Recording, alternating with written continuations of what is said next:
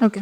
आपने बोला कि एआई छोटी सी बड़ी प्रोडक्टिविटी में भी काम आएगा, डेली रूटीन में काम आएगा। प्लानिंग में काम आएगा, आपके बिजनेस में काम आएगा।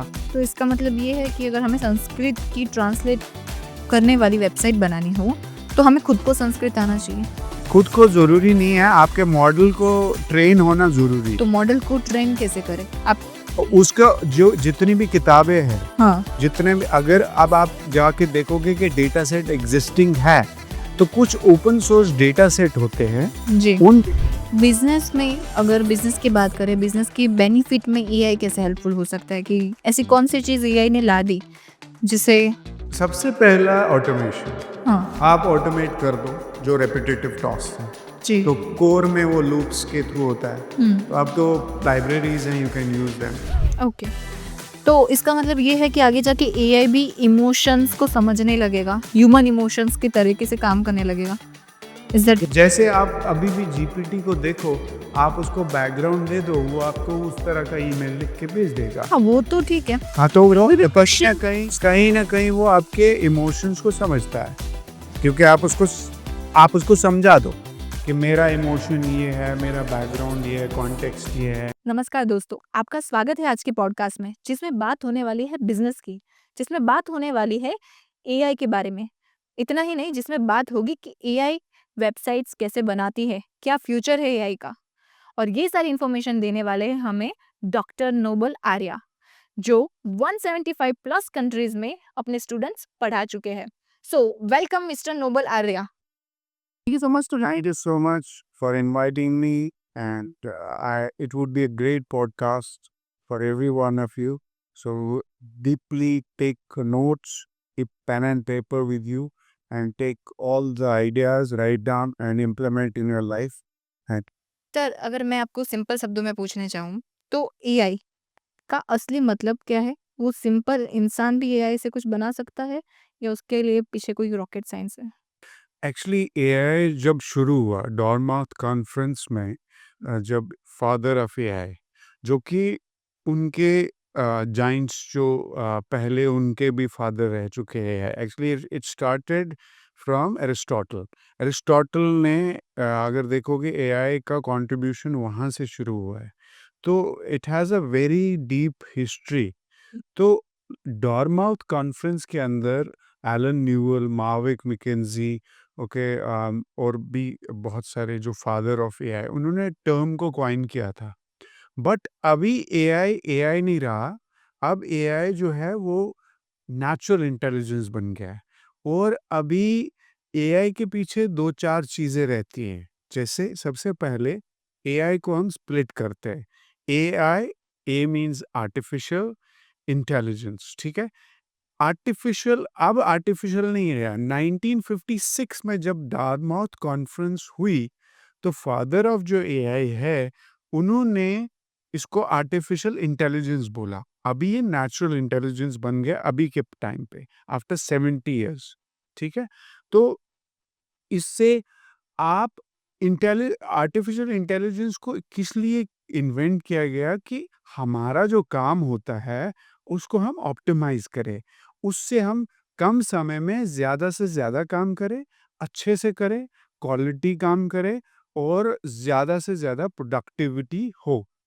ये है, तो कोई भी सीख सकता है। आपका जो सेकंड हाफ क्वेश्चन है, तो कोई भी सीख सकता है बिना कोडिंग के, बिना कॉम्प्लेक्स मैथ के, और इसका यूज़ कर सकता है in a very simple and good manner.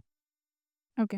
आपने बोला कि एआई छोटी सी बड़ी प्रोडक्टिविटी में भी काम आएगा, डेली रूटीन में काम आएगा। प्लानिंग में काम आएगा, आपके बिजनेस में काम आएगा। उसका आप एक एग्जांपल दे सकते हो कि कैसे काम आएगा? एआई को कैसे हम यूज़फुल कर सकते हैं? जैसे आप सिंपल, अगर आप जीपीटी का यूज़ करोगे, जो मैं एक सरफेस लेवल एआई की मैं बात कर रहा हूँ, तो वहाँ पे आप उसको, आपने बोला कि मुझे पूरे साल का एक, मेरे हिसाब से जो मेरा कॉन्टेक्स्ट है, मतलब मेरा तरीका है, सपोज़ प्रोडक्टिविटी की बात करें, तो मैं उसको सारे अपने छोटे-छोटे प्लान्स दूँगा, और मैं बोलूँगा कि इस हिसाब से मेरा एक कैलेंडर बना दो, और मुझे इस कैलेंडर में मतलब जो भी एक्टिविटीज़ रहेंगी, टास्क रहेंगी, वो उसके हिसाब से मेरा पूरा प्लान बनाओ। और इवन अगर आप उसको थोड़ा-सा ट्यून अप करोगे अपने ऐप्स के साथ, तो आपको नोटिफ़िकेशन भी भेजेगा और आप फिर उस प्लान का यूज़ कर सकते हो। डेली आप चेक करो कि आप क्या प्रोग्रेस कर रहे हो और साल भर के अंदर आप वो अचीव भी कर लोगे इन अ वेरी ऑप्टिमाइज़्ड वे।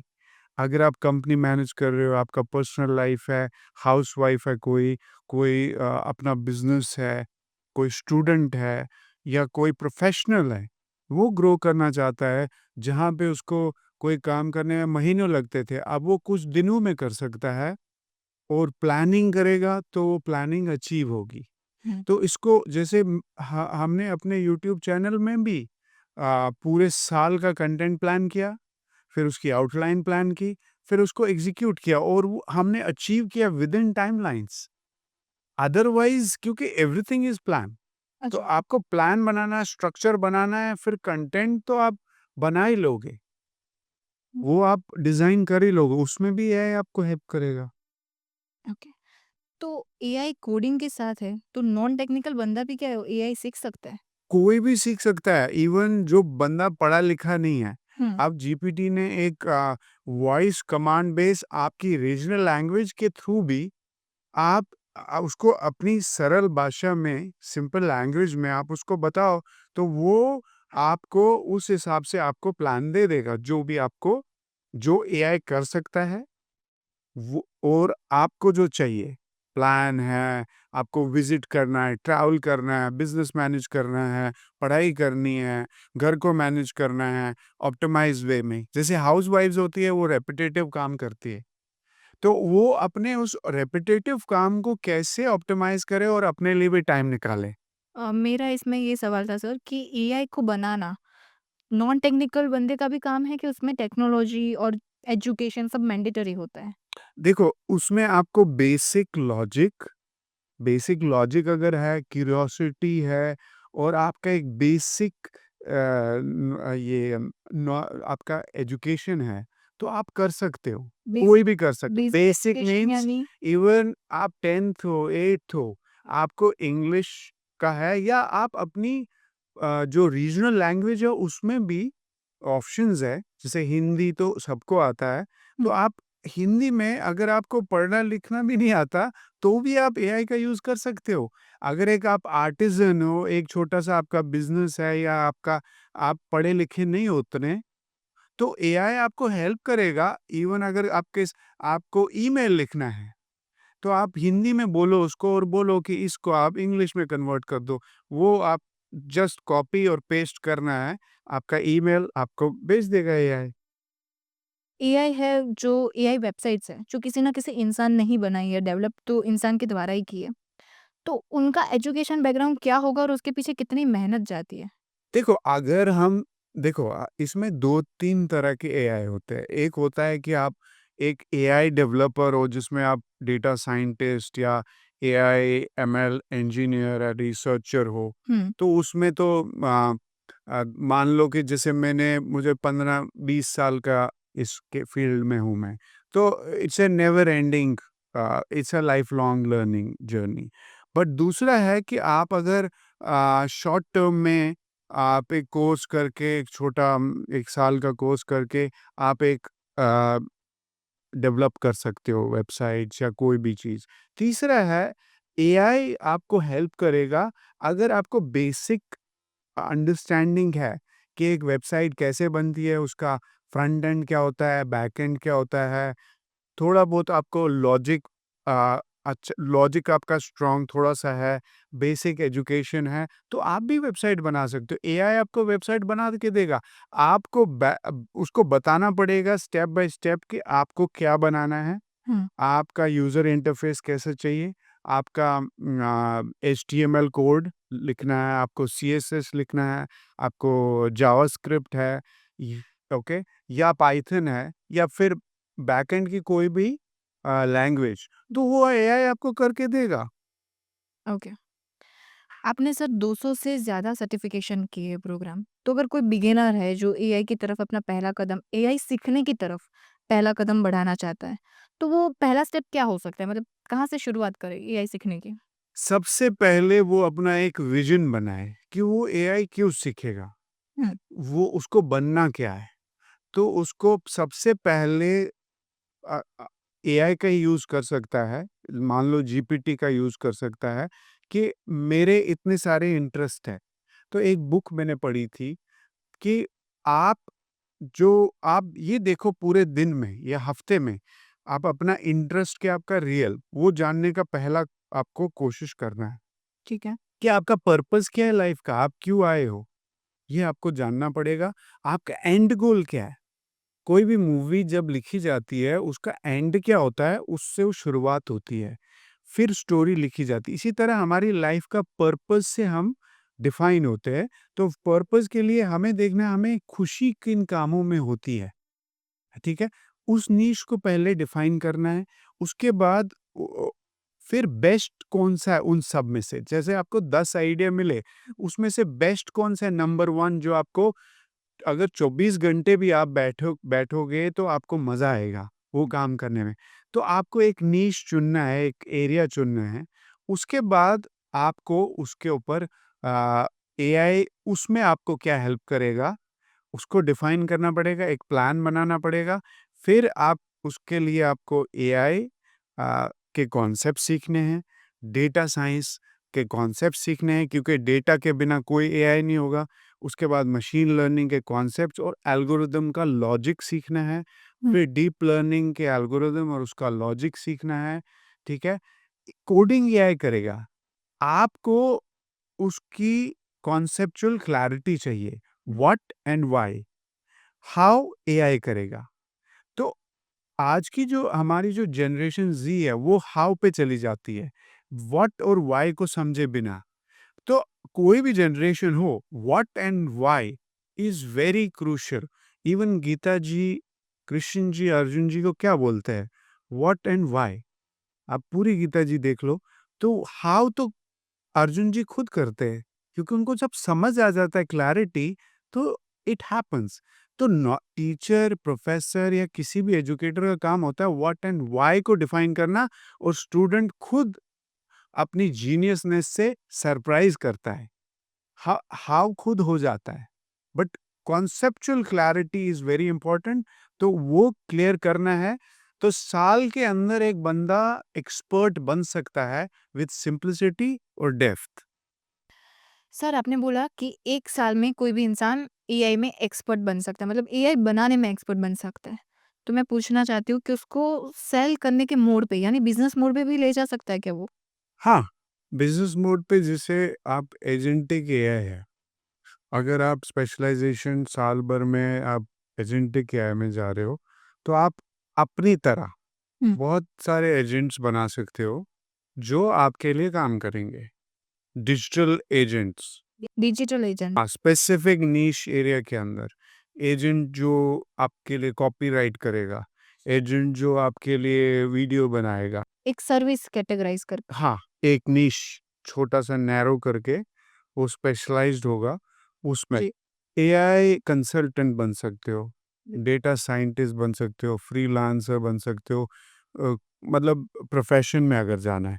अगर बिज़नेस करना है, तो नए-नए अपॉर्च्युनिटीज़ है, अराउंड 100 प्रोजेक्ट्स हैं, जो आप कर सकते हो।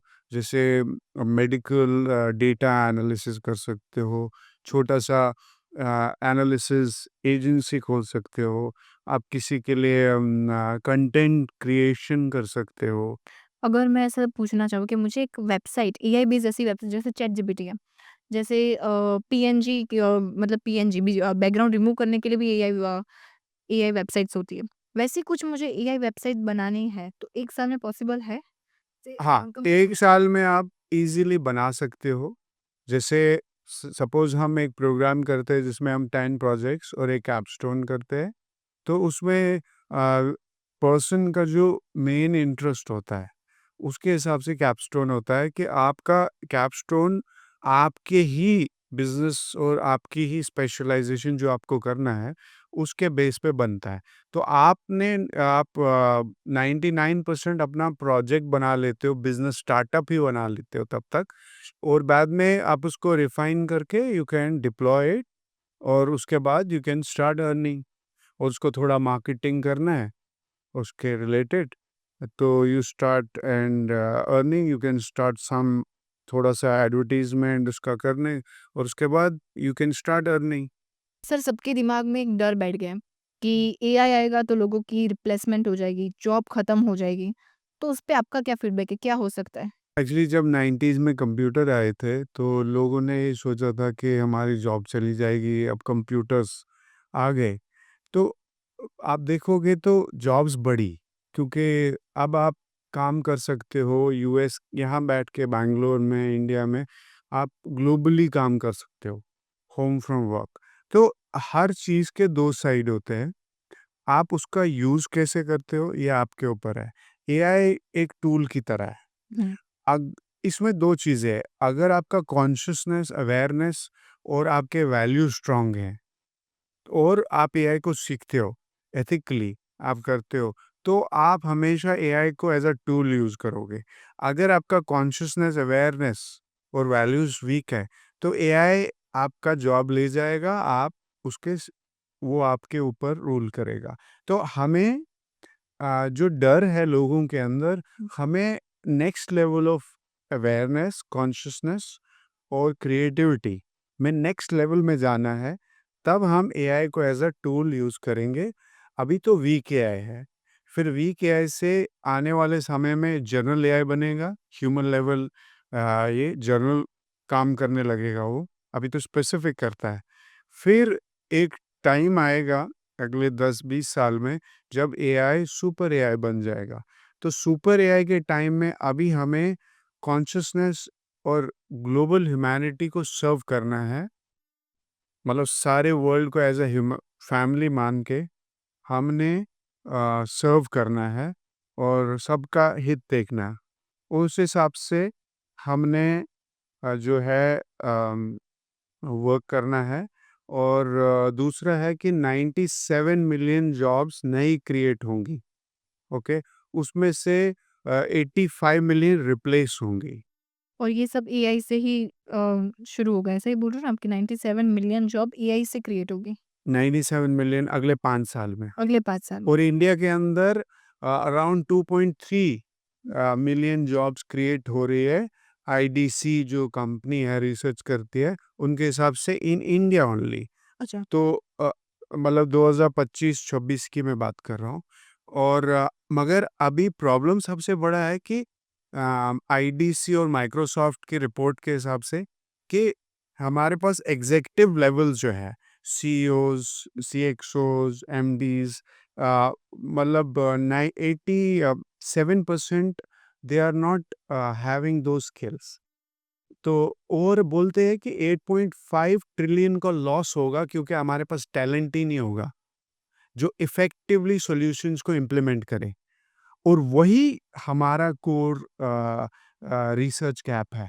हम बोल रहे हैं कि हम आप जो एग्जिस्टिंग डेटा साइंटिस्ट और एआई एमएल रिसर्चर्स हैं, या जो एग्जिस्टिंग एआई में काम करते हैं, उसमें से 49% इफ़ेक्टिवली सॉल्यूशंस को इम्प्लीमेंट ही नहीं करना जानते इफ़ेक्टिवली। तो 8.5 ट्रिलियन का लॉस होगा। तो इफ़ेक्टिव टैलेंट जो इफ़ेक्टिवली काम करता है, वो उसकी कमी अगले 5 साल में रहेगी, बल्कि डिमांड जो है बहुत ज़्यादा है। But people don't understand AI, ML, data science and deep learning properly. Holistic understanding नहीं है, जिसमें मैंने कहा व्हाट एंड व्हाई, ठीक है? हाउ वो जान लेंगे, मगर उनकी क्लैरिटी ही नहीं है। और एआई का सबसे बड़ा जो पॉइंट है, वो एआई, लोग सोचते हैं मैथ है, कोडिंग है, वो नहीं है। वो 1% है, और वो एआई कर देगा। Mainly AI is thinking, AI is problem solving, AI is creativity, AI is computer science, मतलब जो उसके बेसिक कॉन्सेप्ट्स है। AI is psychology, AI is game theory, economics, AI is art, culture, physics, how physical world works. AI is how applied mathematics, how mathematics, applied mathematics works. उसकी understanding होगी तो ही आप AI के best models बना सकते हो। तो ये एआई है, बट लगता लोगों को है कि एआई कुछ और है। वो कोडिंग है और मैथ है, और मैथ से उनको लगता है 99% ही है, बल्कि वो एआई है ही नहीं। आपने बोला एआई आर्ट एंड कल्चर, हाँ, ये कैसे आर्ट एंड कल्चर? क्योंकि आपका जो अंडरस्टैंडिंग आर्ट एंड कल्चर की होगी, तो जब आप एक मॉडल बना रहे हो, तो वो आप कंसिडर करोगे उस मॉडल को बनाने में, तो फिर वो मिमिक करेगा उस चीज़ को, फिर उसके बेस पे आप प्रोडक्ट्स एंड सर्विसेज बनाओगे, जो हमारे आर्टिज़न्स को प्रॉब्लम होता है। दे कांट अर्न मनी, उतना मनी वो कमा नहीं पाते, स्ट्रगल जितनी करते हैं। मेहनत है उतना। All over India if you see millions of artisans they are not.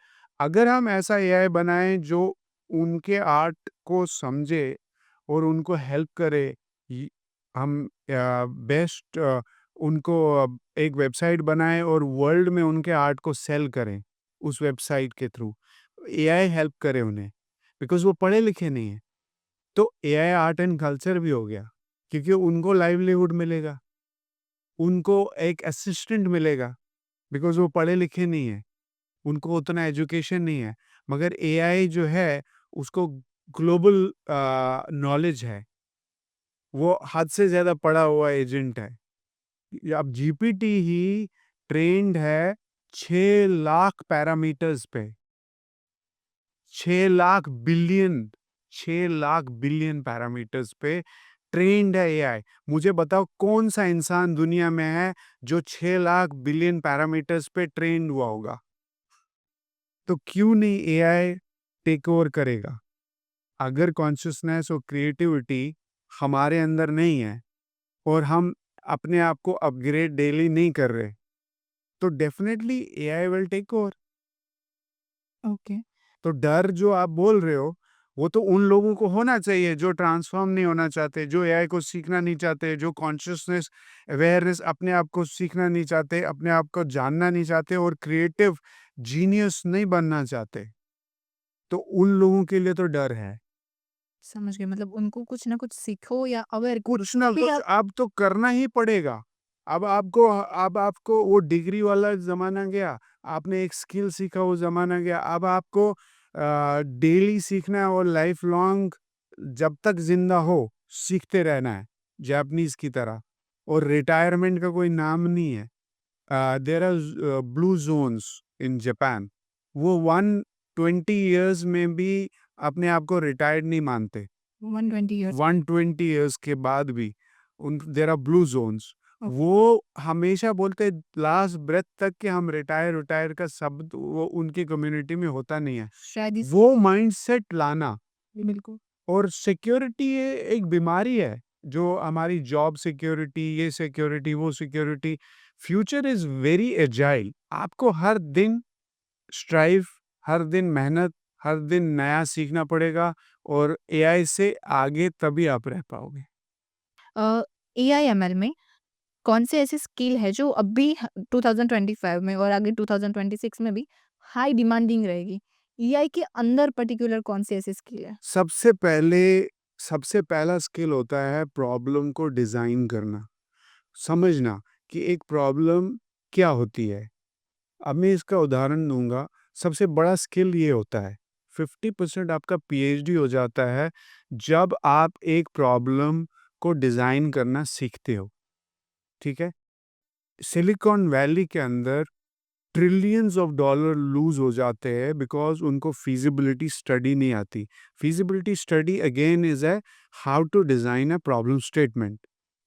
तो प्रॉब्लम स्टेटमेंट के ऊपर रिसर्च होता है। ये बहुत सारे लोगों को पता नहीं है।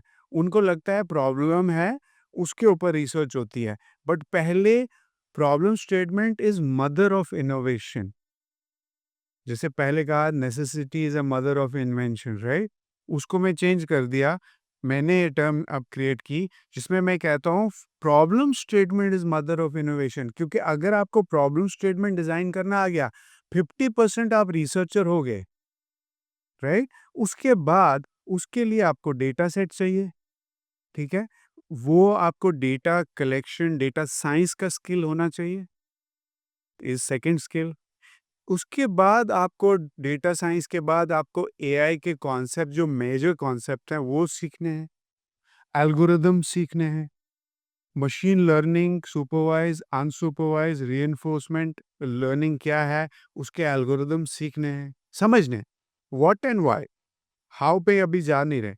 उसके बाद डीप लर्निंग के एल्गोरिदम सीखने हैं, उसकी लिमिटेशन सीखनी है, क्या कर सकता है क्या नहीं कर सकता, कहाँ पे कौन सा एल्गोरिदम लगाना है। जिस तरह आपके घर में एक टूल बॉक्स है, आप क्या स्क्रू ड्राइवर 0.2 mm का स्क्रू ड्राइवर को यूज करने की जगह पे आप क्या 0.3 का लगा सकते हो। सेम वे में कौन सा एल्गोरिदम कौन से डेटा पे लगाना है, उससे क्या होगा, हुँ।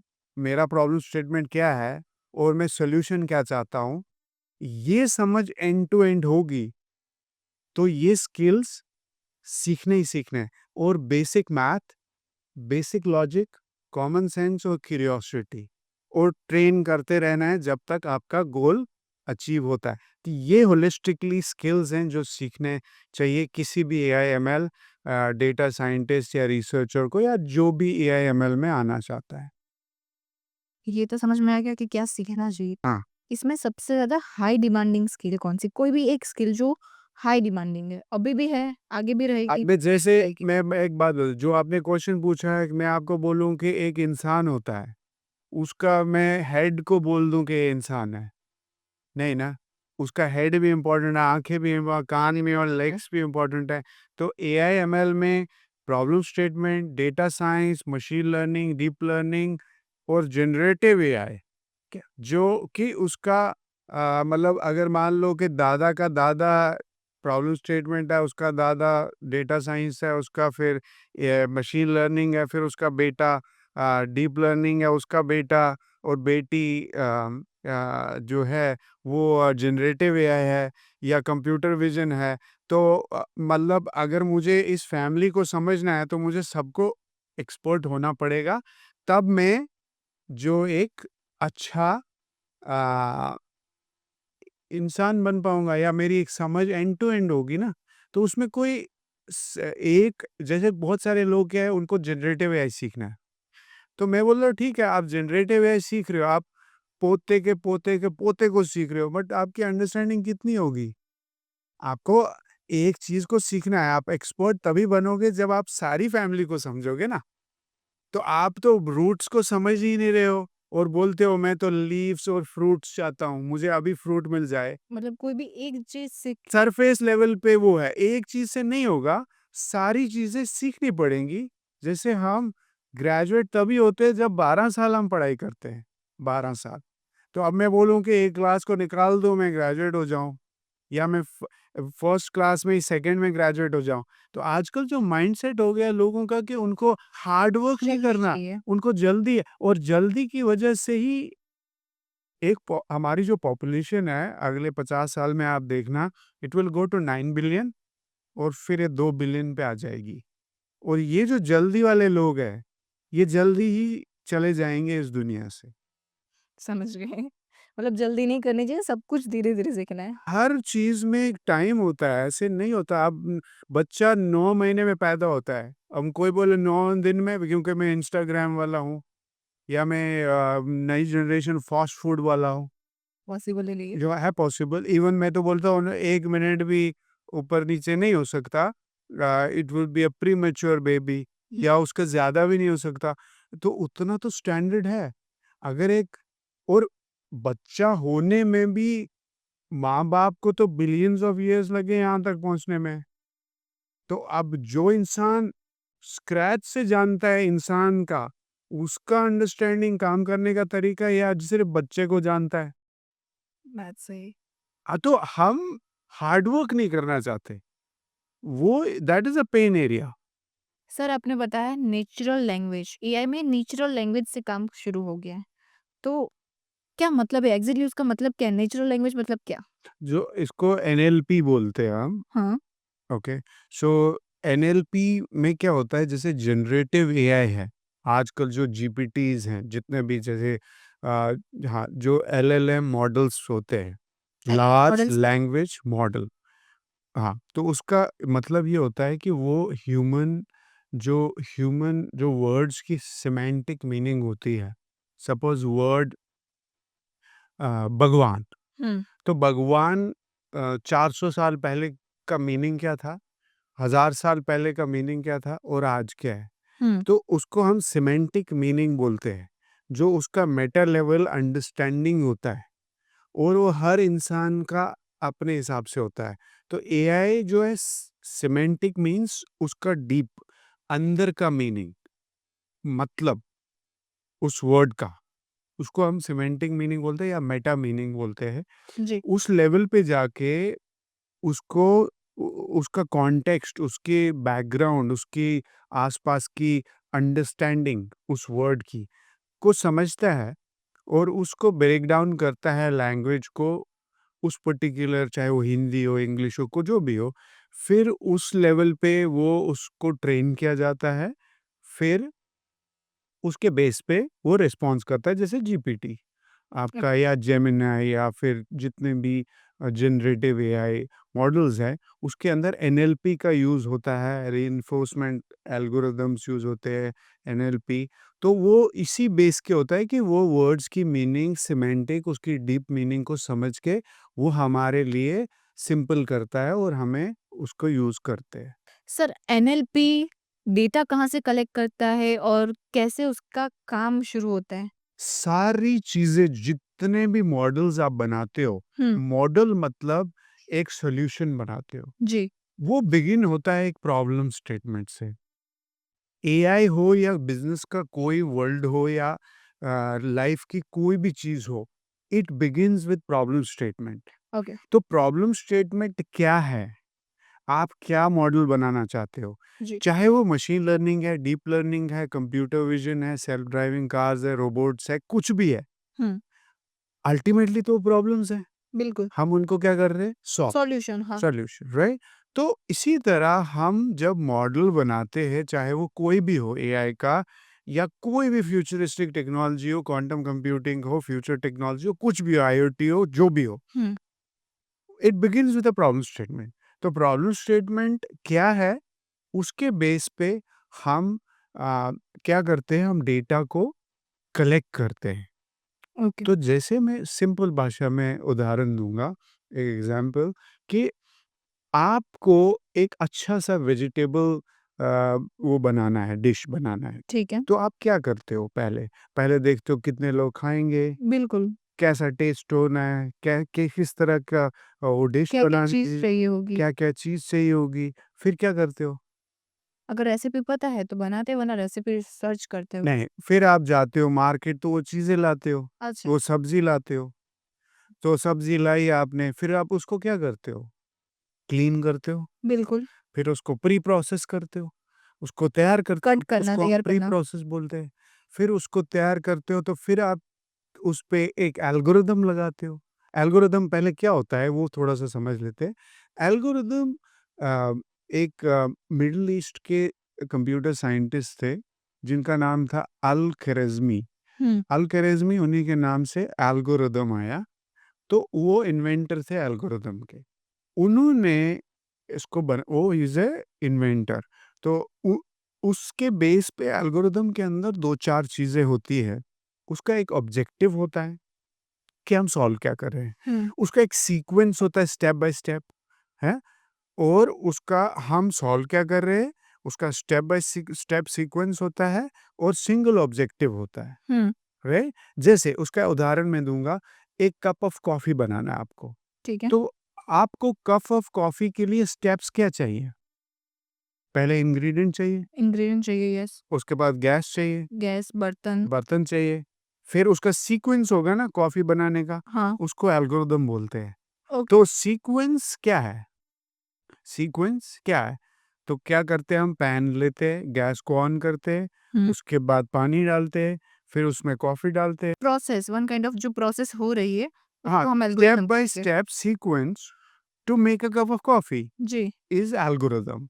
ओके। तो कप ऑफ कॉफ़ी बनाने के लिए जो एल्गोरिदम है, क्या वही एल्गोरिदम आप पिज़्ज़ा बनाने के लिए यूज़ करोगे? नहीं।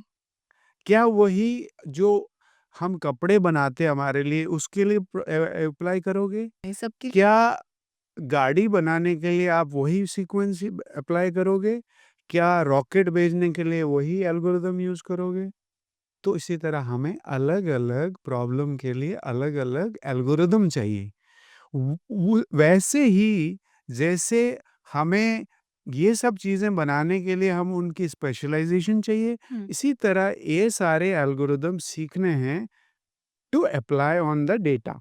ठीक है। डेटा जो हमने कलेक्ट किया, आपने वेजिटेबल्स लाए हम्म। कलेक्ट करके मार्केट से, कितने लोगों को खाना खिलाना है, कैसा खाना, वो आपकी प्रॉब्लम स्टेटमेंट है। फिर आपने क्या लाया? वेजिटेबल। इसी तरह आप कोई भी प्रॉब्लम हो, वो एआई की हो, कोई भी हो, प्रॉब्लम स्टेटमेंट है, फिर आपने डेटा कलेक्ट करना है उसका, उसके हिसाब से। ठीक है। जिस तरह आपने वेजिटेबल के लिए वेजिटेबल्स लाए और उसके इंग्रेडिएंट्स लाए, इसी तरह डेटा, फिर आपने उसको क्लीन किया, इसी तरह डेटा को क्लीन करना है। उसी डेटा को प्री प्रोसेस करना है, जिस तरह आपने उन सब वेजिटेबल्स को काटा, जो आपका ऑब्जेक्टिव फंक्शन है, जो डिश बनाना चाहते हो। फिर आपने सीक्वेंस एल्गोरिदम लगाया, जिसके बेस पे वो वेजिटेबल बनेगा, वो डिश बनेगा। इसी तरह हम जो प्रॉब्लम स्टेटमेंट होती है, उसके हिसाब से अलग-अलग प्रॉब्लम के ऊपर और उसके डेटा के हिसाब से अलग-अलग एल्गोरिदम बनाते हैं। उससे वो वाला मशीन लर्निंग होता है, डीप लर्निंग होता है, जनरेटिव एआई होता है, या कंप्यूटर विज़न जो सेल्फ ड्राइविंग कार होता है, या कोई भी एआई होता है। इसमें बात चल रही थी सर एनएलपी नेचुरल। हाँ, तो मैं वहाँ पे आ रहा हूँ। हाँ। तो एनएलपी में भी वही प्रॉब्लम स्टेटमेंट है, डेटा कलेक्शन है और प्री प्रोसेसिंग है, फिर एनएलपी का एल्गोरिदम उस पे लगाना है। तो एनएलपी का डेटा और बाकी एआई का डेटा कोई डिफरेंट नहीं है, उसके अंदर एनएलपी का डेटा हमारा होता है वर्ड्स, हम्म। जो सारे हम क्या करते हैं, एनएलपी में जितनी सारी किताबें लिखी गई है, जी। अब प्रॉब्लम स्टेटमेंट क्या है, राइट? उस पे डिपेंड करेगा। अभी जो आपका क्वेश्चन है वो जेनरिक है।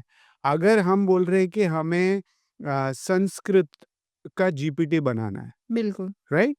ये एक स्पेसिफिक प्रॉब्लम है, तो हम क्या करेंगे कि अगर कोई भी हिंदी में लिखे, उसको संस्कृत में में आंसर ट्रांसलेट मिले, करें हाँ। ट्रांसलेट करे, या संस्कृत में लिखे और हिंदी में आए या हम्म। डिफरेंट लैंग्वेज में आए, तो आपका स्कोप होगा।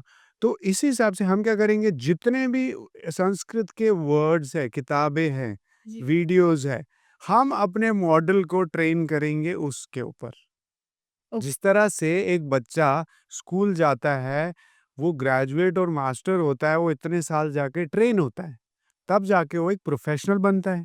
इसी तरह हम अपने मॉडल को इन सब वर्ड्स के ऊपर, सेंटेंस के ऊपर, स्टोरीज़ के ऊपर, जितने भी संस्कृत में किताबें हैं, उसके ऊपर ट्रेन करेंगे। उसके बाद वो जब लर्न करेगा, फिर वो एनएलपी का एक जनरेटिव एआई बनेगा। तो इसका मतलब ये है कि अगर हमें संस्कृत की ट्रांसलेट करने वाली वेबसाइट बनानी हो तो हमें खुद को संस्कृत आना चाहिए। खुद को ज़रूरी नहीं है, आपके मॉडल को ट्रेन होना ज़रूरी है। तो मॉडल को ट्रेन कैसे करें आप? उसको जो जितनी भी किताबें हैं, हाँ। जितने भी, अगर अब आप जाके देखोगे कि डेटा सेट एग्जिस्टिंग है, तो कुछ ओपन सोर्स डेटा सेट होते हैं, जी। उन डेटा सेट को आपको लाना है और उस मॉडल को ट्रेन करना है। अगर नहीं है, तो आपको खुद से डेटा सेट बनाना पड़ेगा, एंड दैट विल ट्रेनिंग पे आपका अच्छा खासा कॉस्ट जाएगा। क्योंकि एआई में सबसे बड़ा कॉस्ट होता है कंप्यूट कॉस्ट, जिसमें जीपीयूज़ लगते हैं, हम्म। जो एनवीडिया बेचती है। या तो आप फिजिकल उनका लो, या फिर आप क्लाउड बेस कंप्यूट आप गूगल का ले सकते हो, बट कॉस्ट जो होती है वो millions of billions of dollars compute cost होता है। अदरवाइज कोई भी एआई के सॉफ्टवेयर्स बना सकता डन डन थैंक यू। इतना सारा लोड एक साथ नहीं ले पाओ किसी। बहुत ज्यादा हो गया। सर, आपका एआई का सबसे फ़ेवरेट प्रोजेक्ट अब तक का एआई ने बनाया हुआ बेस्ट प्रोजेक्ट कौन-सा लगता है आपको कि ये प्रोजेक्ट मतलब बेस्ट बना दिया है?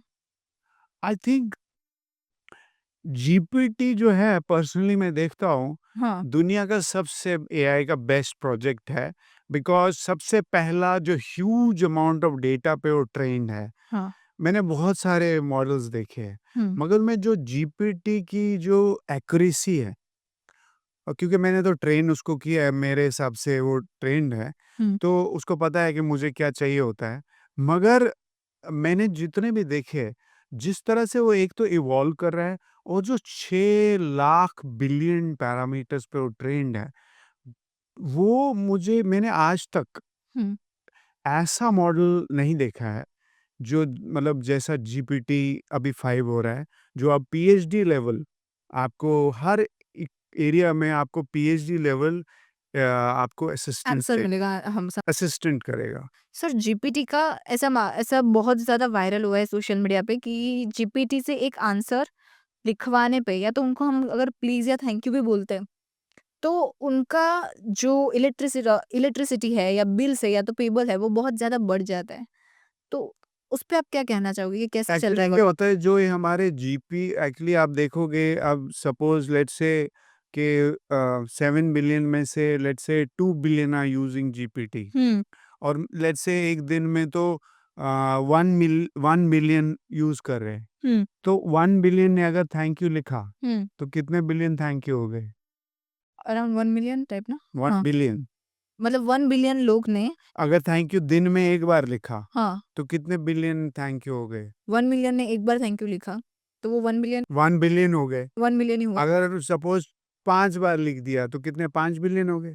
10 बार लिख दिया, हाँ, तो कितने हो गए? 10 10 बिलियन। बिलियन। तो 10 बिलियन थैंक यू हुँ, वो और कम अंदर तो डेटा है, तो थैंक यू तो वो जनरेट करता है। जब वो जनरेट करता है, तो वहाँ इलेक्ट्रिसिटी लगती है उसमें, हाँ, क्योंकि अभी हमारे कंप्यूटर्स बाइनरी में काम करते हैं। बिल्कुल। तो बाइनरी एक्चुअल में जो मशीन जो है, वो समझती है लाइट ऑन और लाइट ऑफ को ही वो समझती है, उसके बेस पे उसकी समझ है, जिसको हम बाइनरी 0 और 1 हुँ, ऑन एंड ऑफ। जैसे लाइट ऑन हुई, ऑफ हुई, तो on means 1, of of means means 0। 0। तो मशीन उसको वैसे समझती है, at a machine level. Hmm, machine जिसको मशीन लैंग्वेज बोलते हैं हम। एक होगी सॉफ्टवेयर लैंग्वेज, दूसरी होगी मशीन। तो बाइनरी वैसे है। अभी जब तक क्वांटम कंप्यूटर्स नहीं आएँगे, जो सुपरपोज़िशन में काम करते हैं, जैसे साइमल्टेनियस, हुँ, तो ये वाले कंप्यूटर्स तो डंब हो जाएँगे, मतलब कोई यूज़ ही नहीं करेगा, अच्छा। क्योंकि वो सुपरपोज़िशन में होंगे, 360 डिग्री। तो जो ये 0 और 1 में करता है, वो क्यूबिट में करेगा। तो जैसे इलेक्ट्रॉन है, वो तो कहीं पे भी ऐसे घूमता रहता है, वैसे ही वो थिंक करेगा। और क्वांटम कंप्यूटर्स जो है, वो एआई के साथ जुड़ेंगे। तो मुझे लगता है उससे पहले ही या उस टाइम पे ही सुपर एआई का एवोल्यूशन और इट विल टेक ओवर। अगर आप कॉन्शियसनेस और क्रिएटिविटी पे ह्यूमन बीइंग्स काम नहीं करेंगे और अपना पर्पस ये नहीं करेंगे। तो this is how it works. Business में अगर बिज़नेस की बात करें, बिज़नेस की बेनिफिट में एआई कैसे हेल्पफुल हो सकता है कि ऐसी कौन-सी चीज़ एआई ने ला दी, जिससे सबसे पहला ऑटोमेशन। हाँ, आप ऑटोमेट कर दो जो रेपिटेटिव टास्क हैं। जी। तो कोर में वो लूप्स के थ्रू होता है। हुँ, तो अब तो लाइब्रेरीज़ हैं, यू कैन यूज़ देम। हुँ, तो जैसे व्हाइल लूप या जो भी लूप्स हम प्रोग्रामिंग में नॉर्मल होता था, हुँ, तो through that we automate the task. तो उसको you can automate all your task. Time management. हाँ, जैसे ज़ेपियर का यूज़ कर सकते हो, अलग-अलग ऑटोमेशन टूल्स हैं, हुँ, उसके साथ आप इंटीग्रेट कर दो तो आपका ईमेल ऑटोमेशन हो जाएगा, मार्केटिंग ऑटोमेशन होगा, आपका बिज़नेस में रिपिटेटिव टास्क हैं उनको ऑटोमेट करो, तो आपका हाँ, आपके कुछ लोगों का जॉब जाएगा, हुँ, मगर आपका प्रॉफ़िट बढ़ जाएगा, क्योंकि आपका एक होगा और दूसरा कंसिस्टेंसी क क्लाइंट को मिलेगी कि भई उसको आपका ब्रांडिंग कंसिस्टेंसी है। कभी कोई जॉब पे आया, नहीं आया, उसको सर्विस नहीं मिली, तो यहाँ पे क्या होगा एक तो इस तरह से आपका बिज़नेस में होगा, राइट? तो जी। इसमें ऑटोमेशन में हो गया, कंटेंट में हो गया, असिस्टेंस में हो गया, कस्टमर सर्विस में हो जाएगा, हुँ। है ना? और एनालिसिस में हो गया, फाइनेंस में बहुत तरह की फाइनेंस में हो गया। आपकी अकाउंटेंट नहीं है तो आप बोलो कि you act like an accountant and give me all, ये मेरे इनपुट्स हैं, मुझे शीट बना के दे दो। मेरे बिल्कुल। मेरे ये लॉज़ हैं, इसके साथ कंपाइल करके मुझे एक वो दे दो। तो you it will work as an accountant. It can teach you. आप उसको बोलो मुझे इतने बजे मेरा एक प्लान बना दो और आप मुझे एक्सपर्ट बना दो साल 2 साल के अंदर। तो इट कैन हाँ, तो बहुत तरह के बेनिफिट्स आपको एआई देता है बिज़नेस, पर्सनल लाइफ़ और प्रोफ़ेशनल लाइफ़ के लिए। ऐसा लगता है आपसे एआई की बात सुन के कि आगे जाके एआई की भी डिग्री निकलेगी या एआई के कोर्सेज़ तो अभी है, बट आगे जाके डिग्रीज़ निकलेगी, उसके ऊपर एजुकेशन एक पूरा अलग होगा। ऑलरेडी हम वही कर रहे हैं। हम जो स्पेशलाइज़ेशन है वो एआई-एमएल ही है। तो उसमें हम अभी तो सर्टिफ़िकेशन देते हैं, हुँ। मगर फ्यूचर में प्लान है कि हम तो एआई की ही यूनिवर्सिटी बनाएँगे। जी। सो एआई-एमएल, डेटा साइंस और फ्यूचर टेक्नोलॉजी के ऊपर ही यूनिवर्सिटी होगी और कुछ नहीं होगा। सर आजकल एआई पूरी की पूरी वेबसाइट की या तो एप्लीकेशन की कोडिंग लिख देती है।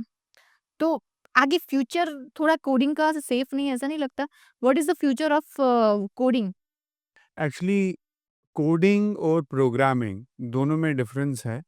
प्रोग्रामिंग तो रहेगा, प्रोग्रामिंग में हम पूरा प्रोग्राम, एक स्ट्रक्चर, एक उसका डिज़ाइन बनाते हैं। हाँ। वो उसकी समझ और उसका लेवल तो रहेगा, वो दैट विल बी ऑलवेज़। वो एक डेवलपर को तो हमेशा पता होना चाहिए, उसके प्रिंसिपल्स। दूसरा रहा कोडिंग, कोडिंग इज़ टाइपराइटिंग। तो वो तो जाएगा क्योंकि वो एआई टेक बेटर करता है, डिबगिंग बेटर है, तो AI will do that, but वो भी प्रॉब्लम स्टेटमेंट के ऊपर रिसर्च, उसको डिज़ाइन करना, उसकी समझ, बैकग्राउंड, प्रॉब्लम को अच्छे से समझना, उसको स्टेक होल्डर्स से साइन करवाना, वो क्या चाहते हैं हुँ। और एंड ऑब्जेक्टिव क्या है, सॉल्यूशन क्या है।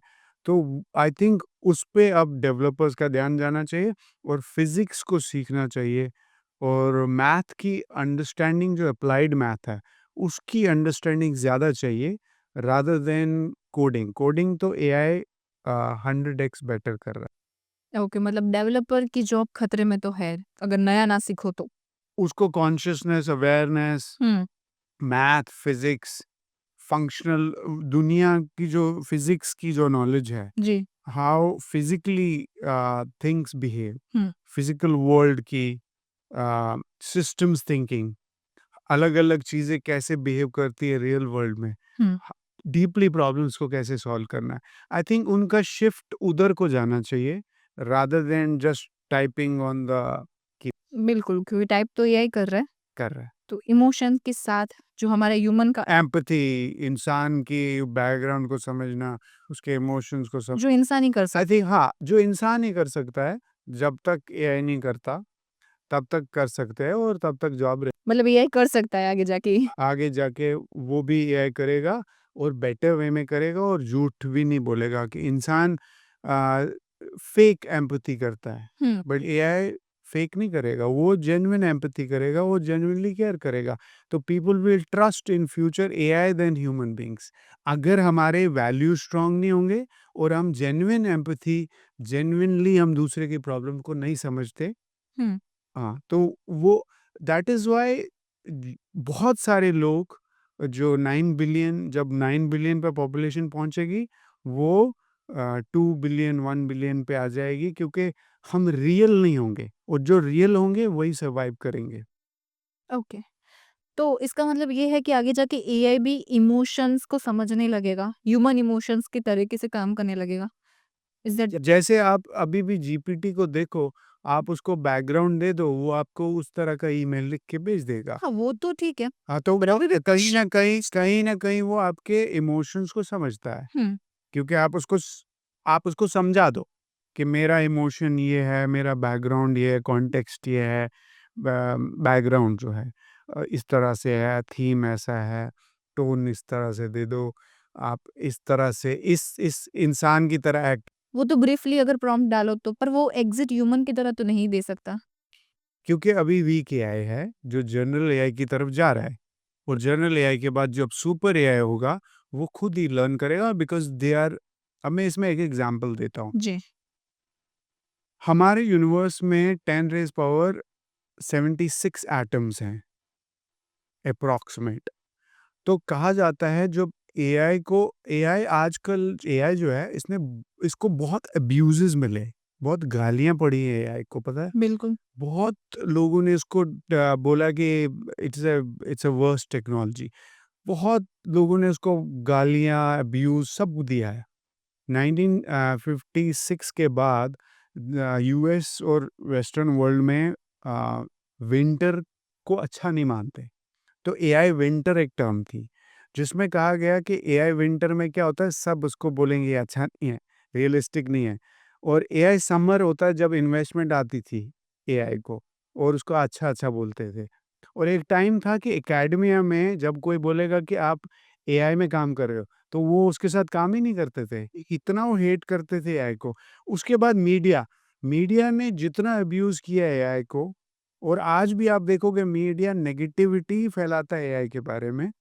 बल्कि एआई जो है वो I will say very transparent, वो वही करेगा जिस डेटा पे आप उसको ट्रेन करोगे। हुँ। तो ये डिपेंड करेगा कौन उसको ट्रेन कर रहा है, उसके इंटेंशंस क्या है। तो एआई को अब्यूज़ नहीं करना चाहिए। और जो उसके बाद क्या हुआ जब गैरी कैस्परो को हराया एआई ने, जो वर्ल्ड के बेस्ट चैंपियन थे। बोलते 8 क्रॉस 8 चेस है, और बोलते हैं अगर आप सारे मूव्स खेलोगे उसके, तो बोलते हैं जितनी एज है यूनिवर्स की, वो खत्म हो जाएगी, still you can't play all the moves. But AI उतना डीप जा सकता है। वो न्यूरल नेटवर्क जो है, वो दे गो वेरी डीप, और रीइंफोर्समेंट लर्निंग से लर्न करता है। आप और मैं 1 और 2 लेयर पे सोचते होंगे या 3 पे। बिल्कुल। एआई थिंक्स 100, 1000, और जितने पैरामीटर पे आप उसको ट्रेन करोगे, जैसे जीपीटी इतना परफॉर्म इसलिए करता है क्योंकि 600 बिलियन पैरामीटर्स पे ट्रेन है। तो वो कितने सारे लोगों को सर्व कर रहा है, राइट? जो अगर कोई पढ़ा लिखा नहीं है उसको वो भी ईमेल लिख लेगा, राइट? वो भी एक वीडियो बना सकता है, पिक्चर बना सकता है। वही तो तो चीज़ है। वो, मगर आप उसका पॉजिटिव साइड, पर वो स्कैरी बन वो रहा है अभी तो। कोई भी उसका मिसयूज़ कर रहा है, जैसे कि कोई भी एक तो गलत ही रहेगा। का जो मिसयूज़ करेगा, आज सपोज़ मेरे पास एआई को मैं कैसे मानता हूँ, जैसे आपके घर में गैस पड़ा हुआ है। जब ह्यूमन बीइंग्स ने, हमारे एंसेस्टर्स ने अ, फायर जलाना सीखा, हुँ। तो फायर भी तो एआई ही था उस टाइम उनके लिए। वो डर गए जब उन्होंने पहली बार जलाया। आपने स्कूल में देखा होगा हुँ। कि जब पहली बार उन्होंने पत्थरों को टकराया जिसके अंदर वो केमिकल था, कि आग लगी और उन्होंने आग जलाई, उनके लिए वो तो एआई था। वो तो सुपर इंटेलिजेंस था, क्योंकि नाउ दे कैन कुक, क्योंकि नॉन कुक्ड फूड से उनको बीमारियां लगती थी। Now they can boil, they can cook food, right? उनके लिए वो एक टूल बना ना। एआई आज भी टूल है। आप किसी का घर जलाओ तो फिर मैं देखता हूँ कि आपको हार्म नहीं पहुंचाएंगे। हाँ, वो चीज़ तो तो है। आप उससे क्या करते हो? आप अपने पड़ोसी को एक अच्छा-सा मील बना के खिलाते हो, वो आपकी तारीफ़ करता है। हाँ। तो एआई आप उसका यूज़ कैसे करोगे? वैसे ही है जैसे आप आग का यूज़ करोगे, किसी को अच्छा खाना खिलाओ या किसी का घर जलाओ। पर एआई से ये तो चीज़ें उसको रोक तो नहीं सकते जो मिसयूज़ कर रहे हैं, क्योंकि उसी के लिए हम जो साइंटिस्ट है, there are scientist in AI, and India के अंदर नीति आयोग ने बनाई है पॉलिसी, यूरोप ने अपनी पॉलिसी बनाई है, which is called ethical AI. Okay. जो एथिकल एआई है वो टेक केयर करेगा एआई को कि आपका एआई एथिकल होना चाहिए, वैल्यू बेस्ड होना चाहिए, और it should not be harming, it should be helping humanity. मतलब उस पे काम अभी भी चल रहा है, पूरा 100% तो हुआ नहीं, अभी चल नहीं, नहीं, आपका एथिकल है, अब पॉलिसीज़ होंगी, लॉज़ होंगे, अगर कोई ऐसा मिसयूज़ करेगा, he will be taken care. It is if you see it is called now आप देखोगे हुँ। तो डिजिटल क्राइम होता है, साइबर क्राइम होता है। इट इज़ कंप्लीटली एज़ अगर आप किसी का चोरी करते हो तो डिजिटली भी वो उसको वैसा ही माना जाएगा। It would be considered as a crime. AI के बारे में सबसे बड़ी मिथ कौन-सी है जो आपको लगता है ये सबसे बड़ी मिथ है? ऐसा कुछ है ही नहीं एआई में, जो आपने सुना हो रेगुलर?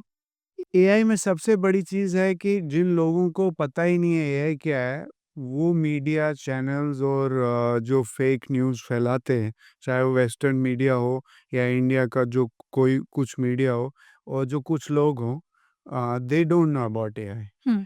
उनको नहीं पता है कि एआई क्या है।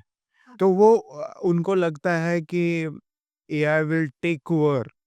देखो, एआई विल टेक ओवर, हुँ। मगर एआई उतना भी अभी उतना स्ट्रांग नहीं है कि it will take over that way. मगर अगर हम ह्यूमन बीइंग्स कॉन्शियसनेस, क्रिएटिविटी और हम अपने लेवल को बढ़ा दें, अपनी क्वालिटी बढ़ा दें, सबसे बड़े अपने शील, अपने वैल्यूज़ को स्ट्रांग करें, एक लॉन्ग टर्म विज़न बनाएँ, तो हम एआई को एज़ अ टूल यूज़ करेंगे, जो वो नहीं बताएँगे। वो सिर्फ़ आपको डराते रहते हैं कि एआई ये करेगा, वो करेगा, and it is a very superficial thing which I think is very मतलब सरफेस लेवल की बात है। उनको ओके। पता ही नहीं है। दे आर नॉट एक्सपर्ट्स, वो न्यूज़ फैलाने वाले, उनको किसी चीज़ की रिसर्च का पता ही नहीं है, तो एंड वो जस्ट बोलते रहते हैं, उनको न्यूज़ बनाना है, डर डर बेचना है। तो वो उनका काम ही है, एआई वो है, एआई ये है। अब जब एआई ने गैरी कैस्परो ने हरा दिया, फिर वो बोलने लगे अब तो एआई टेक ओवर करेगा। पहले बोलते हैं एआई कुछ नहीं है, ये तो पॉलिटिक्स की बातें हैं। फिर बोलते हैं कि आप जो वर्ल्ड के बेस्ट गो चैंपियन हैं, गो गेम कोरिया और जापान में बहुत मशहूर है। Go is 19 cross 19। मैंने चेस बोला 8 cross 8, go is 19 cross. One kind of chess के तरह ही होता है कि हाँ, क्या? उसके स्टोन्स होते हैं, चेस, मगर 19 क्रॉस 19। अब कॉम्प्लेक्सिटी देखो, 8 क्रॉस 8 की मैंने आपको क्या बताई कि जितने भी एटम यूनिवर्स में जितने भी एज है, हुँ। आप सारे मूव्स नहीं खेल सकते। अब 19 क्रॉस 19 आप करोगे तो कितना कॉम्प्लेक्स हो जाएगा।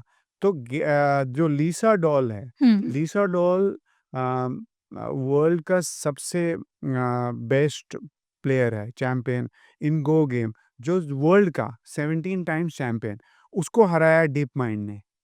जो अब डीप माइंड को फिर खरीदा गूगल ने, तो डीप माइंड ने उसको हराया और तब ये बोलने लगे कि मीडिया कि अब तो एआई टेक ओवर करेगा। बिल्कुल। तो this is what they have done.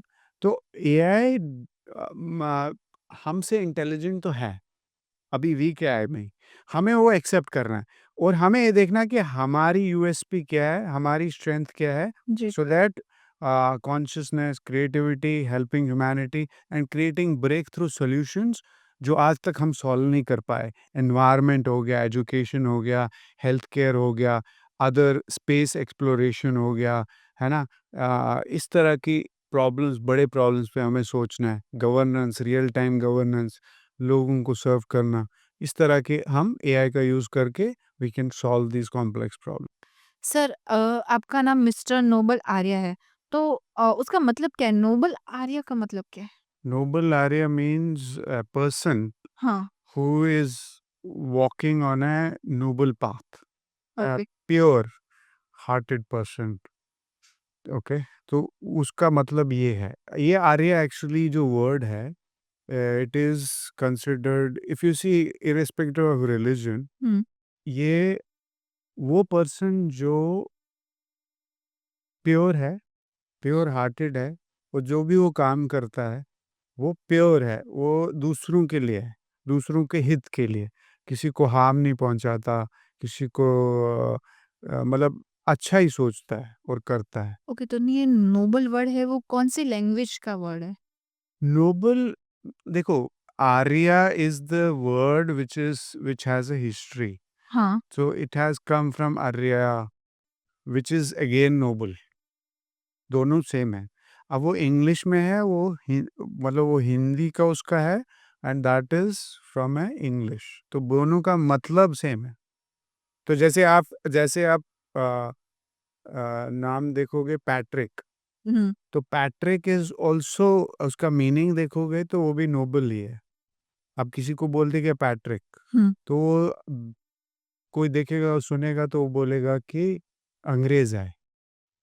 But when you understand the meaning of the word तो आपको पता चलता है कि what it actually it is. वो ऊपर से नहीं है, it has a deep history.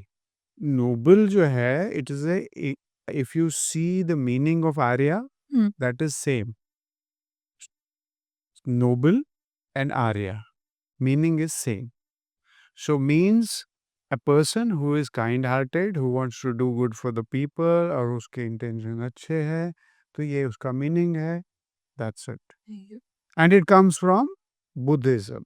Like आप बुद्धिज्म में देखो या किसी भी रिलीजन में देखो, आप बाइबल में देखो या आप गीता में देखो या किसी भी रिलीजन में देखो, हुँ, अ, हर रिलीजन का मोटिव ये था कि हमें किसी भी इंसान को नोबल बनाना है, उसको अच्छा बनाना है। तो this is the meaning.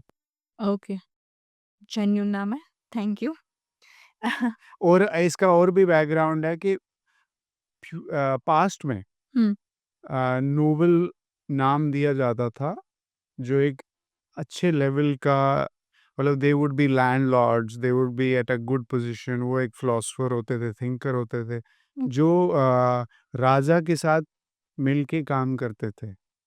So they would be think tank for a king. तो इस तरह से इसका और काफ़ी मीनिंग। डीप मीनिंग वाला नाम है। हाँ, हाँ। सही है।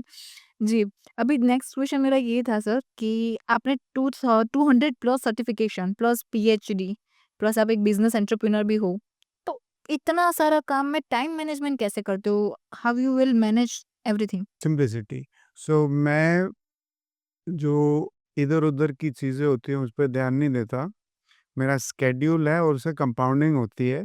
जैसे आज भी मैं जब मेरी शुरुआत होती है दिन की, it starts with learning attention and focus which is world's greatest asset. ध्यान को मैं सीखता हूँ। मुझे अभी 9 साल हो गए, सो मैं अपने आप को जान रहा हूँ और ध्यान सीख रहा हूँ। अच्छा, हाँ, तो मुझे जब मैं छोटा था, तो मैं 200% 300% एफ़र्ट्स डालता था और मेरे 40% मार्क्स आते थे। ओके। तो जितना मेहनत मैं करता था मतलब वो रिज़ल्ट मुझे नहीं मिलता था। तो फिर मुझे लगा कि मेरा ध्यान मुझे सीखना है, हुँ, अटेंशन एंड फ़ोकस, जिसको कंसंट्रेशन कहते हैं, जब हम कंसंट्रेट करते हैं। बिल्कुल। तो it took me quite lot of time to know कि there are techniques to increase your concentration and focus and attention। फिर जब मैंने सीखा, जी, तो बिल्ली का भी कंसंट्रेशन होता है, बट उसका कंसंट्रेशन होता है चूहे को पकड़ने का, तो वो वाला नहीं। अपना शिकार हाँ, ढूँढने के मगर लिए। मेरा वो नहीं। मेरा है विद प्योर बेस, क्रेविंग और अवर्शन के बिना। हुँ, मेरा मतलब पर्सनल लाभ के लिए मैं फोकस एंड अटेंशन नहीं सीखता। मैं सीख रहा हूँ मैं दुनिया को क्या दे सकता हूँ विद प्योर बेस। वो वाला कंसंट्रेशन, फोकस एंड अटेंशन मैं 9-10 साल से प्रैक्टिस कर रहा हूँ, जिसमें मैंने 15 कोर्स किए हैं और डीपली विद राइट वैल्यूज़। हुँ, सो उसकी वजह से 2020 तक मेरे जितने सपने थे सारे पूरे हो गए। तो अच्छा, मेरी लाइफ का जितने सपने हैं वो पूरे हो चुके हैं। अब मुझे ह्यूमैनिटी के लिए काम करना है। तो मेरा जो 24 घंटे क्या मुझे जितने भी घंटे होते हैं दिन में, तो मैं सिर्फ़ ह्यूमैनिटी के लिए सोचता हूँ कि मैं 7 बिलियन लोगों के लिए क्या कर सकता हूँ। जैसे मेरे स्टूडेंट हैं, तो अगर हम उनको चार्ज करते हैं ₹1, हुँ, तो मैं उनको ₹100 का वैल्यू कैसे दे सकता हूँ। तो मेरा जो थिंकिंग है सिर्फ़ दूसरों को मैं क्या दे सकता हूँ उसके लिए। तो मेरी जो एक्सपेक्टेशन है सारी पूरी हो चुकी है। मुझे हार्वर्ड से पढ़ना था, मैंने पढ़ लिया। यूनिवर्सिटी ऑफ टेक्सास से पढ़ना था, वो पढ़ लिया। मेरा मतलब ध्यान क्या होता है सीखना, वो सीख लिया। नॉलेज क्या होती है, मैंने ऑलमोस्ट सारे लीन, सिक्स सिग्मा, प्रोजेक्ट मैनेजमेंट 200 से ज़्यादा है, अराउंड 400 तक मैं अभी पहुंच गया हूँ। 400 सर्टिफिकेशन, सर्टिफिकेशंस, ओके। प्रोग्राम सब लेके। और फुल स्टैक में डेवलपर हूँ, hmm, back end, front end, full stack data scientist हूँ। और एआईएमएल में मैंने ये किया है, और अराउंड 1 लाख स्टूडेंट्स को 175 कंट्रीज़ में मैं पढ़ा रहा हूँ। मेरा रेटिंग आउट ऑफ 5 4.5 है। ओके। और तो टारगेट है टू मेक एजुकेशन अफोर्डेबल, बहुत मिनिमम कॉस्ट में, for 7 billion people across the world. Best achievement आपका अब तक का कौन-सा ऐसा अचीवमेंट है जो आपका बेस्ट है? जो आपको सबसे बेस्ट अचीवमेंट है कि मैं अपने आप को अभी 1% जान पाया हूँ। ओके। और सबसे बड़ा अचीवमेंट है कि मुझे अभी पता है कि इंसान और मुझे करना क्या है हुँ, दुनिया में। तो मेरा ये है कि मुझे 7 बिलियन लोगों को सर्व करना है, और बिना पॉलिटिकल पार्टी या इस साइड या उस लेफ्ट या राइट जाए हुए चुपचाप मैं लोगों को सर्व करूं, अपना थ्रू कर एजुकेशन, थ्रू अपना कर्म करने का, जिसको कर्म योगा बोलेंगे, जी, राइचसनेस इंग्लिश में बोलेंगे। हुँ, और जो भी है उसी से आपको भगवान मिलेगा। जो, अगर आप भगवान को चाहते हो कि भाई मुझे भगवान खुश हो, तो वो आपके जितने लोगों की आप सेवा कर सकते हो। पैसा तो बाय प्रोडक्ट है, पैसा आपको इतना आएगा कि आप मैनेज नहीं कर पाओगे। Hmm, focus is service. Focus is जैसे सर्विस, राइट। गीता जी में है कि कृष्ण जी अर्जुन जी को बोलते हैं कि आप कर्म पे ध्यान दो, फल की फल चिंता, चिंता मत, फल मतलब पैसा। पैसा ही राइट। तो आज की टर्म में, तो हमारा ध्यान मैंने देखा है मैक्सिमम लोगों का होता है पैसे के ऊपर। वो दिमाग लगाते हैं, जी, ये जो छोटा सा दिमाग है ना, इसको लगाते हैं। बल्कि इस दिमाग को नहीं लगाना, दिल को लगाना है। दिल से काम करना है, कैलकुलेटिव रिस्क लो, मगर जब आपके इंटेंशन प्योर होंगे, आप कितनी बार भी गिरोगे, भगवान आपको उस रास्ते फिर चला लेगा, वो आपको रास्ता देगा। भगवान बड़ा है या इंसान? तो हमारी इनसिक्योरिटीज रहती है। तो जब आप, भगवान मतलब पूरे यूनिवर्स हुँ, को जो चलाता है, क्रिएटर है, तो वो आपको, वो वो बड़ा या इतना छोटा सा दिमाग, वो बड़ा है तो ऑब्वियसली, उस पे भरोसा करना है, बिलीव करना है, बिल्कुल। और इंटेंशन क्लीन रखना है, और भाव रखना है कि मैं सर्व करने आया हूँ। तो ये मतलब मुझे एक ही चीज़ मिली कि जितने भी प्रॉफ़िट्स आए, जितने भी भगवान आए, जितने भी, हुँ, चाहे कृष्ण जी हो, जीसस क्राइस्ट हो, कोई भी आए, वो, उनके अंदर एक क्वालिटी थी कि उन्होंने लाइफ़ दूसरों के लिए जी। तो अगर हम उनके भक्त हैं, तो हमें भी दूसरों के लिए लाइफ़ जीना है, हमारी लाइफ़ खुद ठीक हो जाएगी। क्या बात है, सही बात है। आप एक ऐसे इंसान हो कि जिसको एआई के बारे में मतलब मशीन लर्निंग भी बहुत है और डिवाइन भी, मतलब आप भगवान पे भी इतना विश्वास रख रहे हो और मशीन पे भी काम कर रहे मैं सबसे ज़्यादा भगवान पे विश्वास हो। रख रहा हूँ, अच्छा, उसके बाद एआई पे। क्योंकि भगवान ने सबको क्रिएट किया, उस फिर उन्होंने एआई को क्रिएट किया। ओके, तो सबसे ज़्यादा जो मेरा बिलीफ है, तो जब मेरे 40% आते थे तो मैं भगवान को, क्रिएटर को थैंक यू बोलता था, ग्रेटफुल 40% था। पे हाँ, मैं लिटरली थैंक यू बोलता था, और मैं बोलता था नेक्स्ट टाइम मैं और मेहनत करूँगा। और ये कितना आपने महीने बाद मेरी, मतलब मुझे ये लगता था कि उन्होंने मेरा स्टैंडर्ड ऑफ एक्सीलेंस बढ़ा दिया है। हुँ, मुझे ये नहीं लगता था कि उन्होंने मुझे कम दिया। मैं बोला आपने बहुत दिया, मगर मैं इसको नेक्स्ट ले जाऊँगा। तो अभी मुझे कोई भी दुनिया का एग्ज़ाम बोल लो, 1 साल मुझे अंदर कमरे में खाना दो, साल के अंदर मैं कोई भी दुनिया का एग्ज़ाम क्लियर कर सकता हूँ। यू गिव मी 1 ईयर, हुँ, वो डिस्टर्ब नहीं करने का, अच्छा, खाना दो और वो किताबें दे दो, दैट्स इट। तो आई कैन क्लियर 90 प्लस में लाऊँगा। क्या बात है। स मगर वो था कि मैंने कंटिन्यू किया। मैं 4 घंटे कंपनी में काम करता था, 8 घंटे का काम मैं 4 घंटे में करता था, हुँ, और उसके बाद मेरा मैक्सिमम टाइम पढ़ाई में जाता था। मतलब वो 4 घंटे आप फुल फ़ोकस्ड करके अपना काम कस आज तक मैंने पढ़ाई को छोड़ा नहीं है। तो जो आजकल लाइफ लॉन्ग लर्निंग हमेशा पढ़ना चाहिए, वो मैं ऑलरेडी कर चुका हूँ। मतलब मुझे पता है कि वो करना ही चाहिए। तो मैं क्लास में सबसे लास्ट आता था, मेरे मार्क्स। ओके। तो उस मगर अभी जो मेरे साथ पढ़ते थे, अगर वो मेरे साथ बैठे तो सबसे आगे, मतलब उनसे ज़्यादा मैं मार्क्स लाऊँगा अभी के, अच्छा, अभी और फ्यूचर में, और मतलब बेटर, क्योंकि उन्होंने छोड़ दी पढ़ाई, उनको जॉब चाहिए था, जॉब के लिए उनको पढ़ाई करनी। और आप स्टिल लर्निंग, आप अभी भी पढ़ रहे हो? मैं क्यूरियोसिटी के लिए लर्न करता हूँ। जी। मैं भगवान को या क्रिएटर को और जानने की कोशिश करता हूँ। मैं इंसानों को और जानने की, साइकोलॉजी हो, फाइनेंस हो, इकोनॉमिक्स हो, एआई हो, फ्यूचर टेक्नोलॉजी, उसको और जानने का हुँ। मेरा। मैं पढ़ाई इसलिए नहीं करता हूँ मुझे जॉब मिलेगी, पैसा मिलेगा या मैं और कमाऊँगा। मैं इसलिए कि मैं लोगों को उस नॉलेज से और कैसे सर्व करूँ, उस हिसाब से सोचता हूँ। आप सर विप्रो में कौन-से पोज़ीशन से थे? मैंने एज़ अ बिज़नेस एनालिस्ट शुरू किया, जी। Then data scientist, project management करता था, प्रोजेक्ट मैनेजमेंट में। ओके। तो इस तरह रियल टाइम एनालिस्ट था, फिर इस तरह से। तो वहाँ से एंटरप्रेन्योर की जर्नी कैसे स्टार्ट हुई आप? मैंने 2017 में छोड़ा, हाँ। तो मैं तब तक मेरा 40% मैं सेव करता था सैलरी का।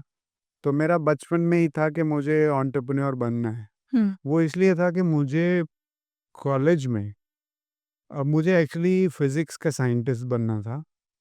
बट इन मतलब जो इकोनॉमिकल कंडीशन उतनी अच्छी नहीं थी, तो फिर और कॉलेजेस में प्रैक्टिकल लैब्स नहीं थी, अच्छा। जहाँ मैं जाके एक्सपेरिमेंट करूँ, और मतलब अप्लाइड फिज़िक्स मुझे जाना था, कि मैं ग्रेजुएशन में ही मुझे एक्सपेरिमेंट करने थे ताकि मास्टर्स में मैं इनोवेशन कर पाऊँ। ओके। तो वो मुझे वैसे कॉलेज नहीं मिला, तो फिर मैंने जी जॉइन की। तो I got my job after 12th। After 12th after 12th first job मैंने कौन-सी थी? मैंने 30 इंटरव्यू दिए, हाँ। 6 महीने तक इंटरव्यू देता रहा, ओके। और 31st इंटरव्यू में क्लियर किया। मेरा आता था 6 पॉइंट समथिंग, तो पॉइंट 2 की वजह से मेरा रह जाता था। और कौन-सी पोज़ीशनिंग के लिए जॉब आपने 12th डेटा एनालिस्ट, 12th के बाद 12th स्टैंडर्ड के 12th बाद? के बाद, बिकॉज़ यूएस में you can go for job, अगर आपका इंटरव्यू क्लियर करते हो, ओके। तो you can after 12th you can join job. Study आपने यूएस बेस्ड की है। US based. फिर वो कंपनी ने मुझे, they had tie up with Stanford, hmm. Different different universities, world की बेस्ट यूनिवर्सिटीज़ के साथ। तो वो वहाँ पढ़ते थे। फिर बहुत सारी सर्टिफिकेशन जो है वो विद इन कंपनीज मैंने की है, अच्छा। कि दे विल गिव ट्रेनिंग। वो 4 घंटे बोल के बैठ बोलते थे ट्रेनिंग करो, तो मैनेजर विल पुल, से go do training, hmm. Do this training, do this training, do that, lean six sigma. तो किस्मत अच्छी थी कि अ, मतलब उस लेवल पे वैसी हुँ। जॉब भी मिली, तो और शौक भी था पढ़ने का, तो वो ट्रेनिंग करते गए, करते गए, करते गए, तो मेरा रिज्यूमे 40 पेज पे है। 40 पेज, यस, 40 पेज रिज्यू अरे क्या अब मैं नहीं भेज सकता किसी को, बिकॉज़ वो they will not hire me, क्योंकि इतना बड़ा रिज्यूमे है, वो फिर एक पेज पे मैंने कंसोलिडेट किया है। डेफिनिटली। सो नोबल एक्स इन्फिनिटी लैब्स का मिशन क्या है? वो आप थोड़ा मुझे। हाँ, मिशन 2 चीज़ें, एक मिशन और विज़न। मिशन है कि 50 मिलियन से ज़्यादा ग्लोबली प्रोफ़ेशनल्स को ट्रेन करना है AI, ML and data science में, और उसके बेस पे उनको ना कि डेटा साइंटिस्ट या इनोवेटर्स या बिज़नेस प्रोफ़ेशनल्स बनाना world class AI, ML, data science में, बल्कि जो इफ़ेक्टिव इम्प्लीमेंटेशन ऑफ सॉल्यूशंस कर पाएँ, वो वर्ल्ड के टॉप 1% बने, और जो अगली 5 साल में 97 मिलियन अपॉर्चुनिटीज़ आ रही हैं, और नोबल एक्स से 100% इनटेक हो, कि हर एक स्टूडेंट, हर एक जो सीखता है, वो वर्ल्ड क्लास हो, और वो उस अपॉर्चुनिटी को ग्रैब करे। ये हमारा मिशन है, और विज़न है कि 200 से ज़्यादा यूनिकॉर्न्स बनाना है इंडिया के लिए और वर्ल्ड के लिए, एआई स्टार्टअप्स, जिसमें AI, ML and data science का करें अगले 10 साल में। ओके। ये हमारा विजन है और मिशन है, प्रोफेशनल्स क्रिएट करना जो वर्ल्ड क्लास हो, जो सॉल्यूशंस को इम्प्लीमेंट करे। जो 49% गैप है existing data scientist, AI ML engineers, वो इफेक्टिवली इम्प्लीमेंट नहीं कर पाते सॉल्यूशंस को। ऑलरेडी 50-100 एलपीए पे काम कर रहे हैं, मगर they are not able to. तो वो गैप को हम फुलफिल करना चाहते हैं। ओके। तो आपने नोबल एक्स की शुरुआत 2017 में जॉब छोड़ के तुरंत ही की थी? उसके बाद ही की थी। और तब क्या और साथ में मैंने अपनी फैक्ट्री थी, इंपोर्ट एक्सपोर्ट हुँ, का बिजनेस था। एंड 2019 में आए, 12 साढ़े 12 करोड़ का लॉस हुआ। अच्छा 2019 में। हाँ, कोविड के बाद। एंड तब तक प्लान बी था फॉर दिस। Noble X. हाँ, तो उसको शुरू किया। एंड अराउंड 1 लाख, आज तक 1 लाख प्लस हुँ, प्रोफेशनल्स और बिजनेस ओनर्स को अक्रॉस 175 कंट्रीज में डिफरेंट प्लेटफॉर्म्स पे है। हमारे 300 से ज़्यादा कोर्सेज लाइव हैं ओके। डिफरेंट प्लेटफॉर्म पे। और नोबल एक्स तो लाइव हम पढ़ाते हैं जहाँ पे। वो तो जो हमारा 1 ईयर का प्रोग्राम है, फाउंडेशन और मास्टर। मतलब वो कोर्स करके आप एआई में मास्टर तो हो ही जाओगे, कुछ ना कुछ वेबसाइट 100% हो जाओगे अगर एग्जैक्टली जो मैं आपको गाइड करता हूँ, हुँ, जिस तरह से आपको बताया जाता है आप वो करोगे, 100% आपको रिजल्ट मिलेगा। ओके। और उसके बाद तो आई थिंक प्लेसमेंट की तो ज़रूरत ही नहीं है, बिज़नेस ही ओन हो सकता है। और हम हमारा जो विजन है, शॉर्ट टर्माइज मिशन, कि आपको प्रोफेशनल, मगर आप प्रोफेशनल बन रहे हो तो आप साथ में एंटरप्रेन्योर भी बन रहे हो, क्योंकि आपको माइंडसेट हम वैसा बना रहे हैं। तो बिल्कुल। लॉन्ग टर्म एंटरप्रेन्योरशिप ही ऑप्शन है। आपका एक स्टार्टअप होना ही चाहिए। और जॉब पे आप डिपेंडेंट नहीं रहोगे, क्योंकि 3 ही तरह के जॉब रहेंगे। AI-ML, data science, environment, environmental scientist, और एआई के अंदर जो अगर स्पेशलिस्ट हो तो उसमें रहेगा। तो 3 ही तरह के जॉब रहेंगे, बाकी सारे जॉब खत्म हो जाएँगे, because AI will take care of everything, और रोबोट्स। ओके, तो एआई की फ़ील्ड में आपके कोर्स करने के बाद स्टार्टिंग पैकेज क्या मिल सकता है? इट डिपेंड्स ऑन आपका एक्सपीरियंस, हाँ, और आप कितना कॉन्सेप्ट्स को क्लियरली समझ पाए हो, और आपका फाउंडेशन कितना डीप हुआ है। फिर भी अगर ओ अमाउंट में बताएँ तो? सो शुरुआत में 15 से मैक्सिमम 1 करोड़ तक आप पैकेज ले सकते हो। 15 लाख से 1 करोड़। 15 लाख इट से डिपेंड्स ऑन योर अंडरस्टैंडिंग। आप कितना डीपली डेडिकेशन से सीखते हो, तो इतना आप कर सकते हो। हमारे रजत बत्रा है, उन्होंने किया तो 46 एलपीए था। After he joined the program, he is heading Nasdaq Mumbai, 97 LPA पे है इन 3 मंथ्स। 3 मंथ्स।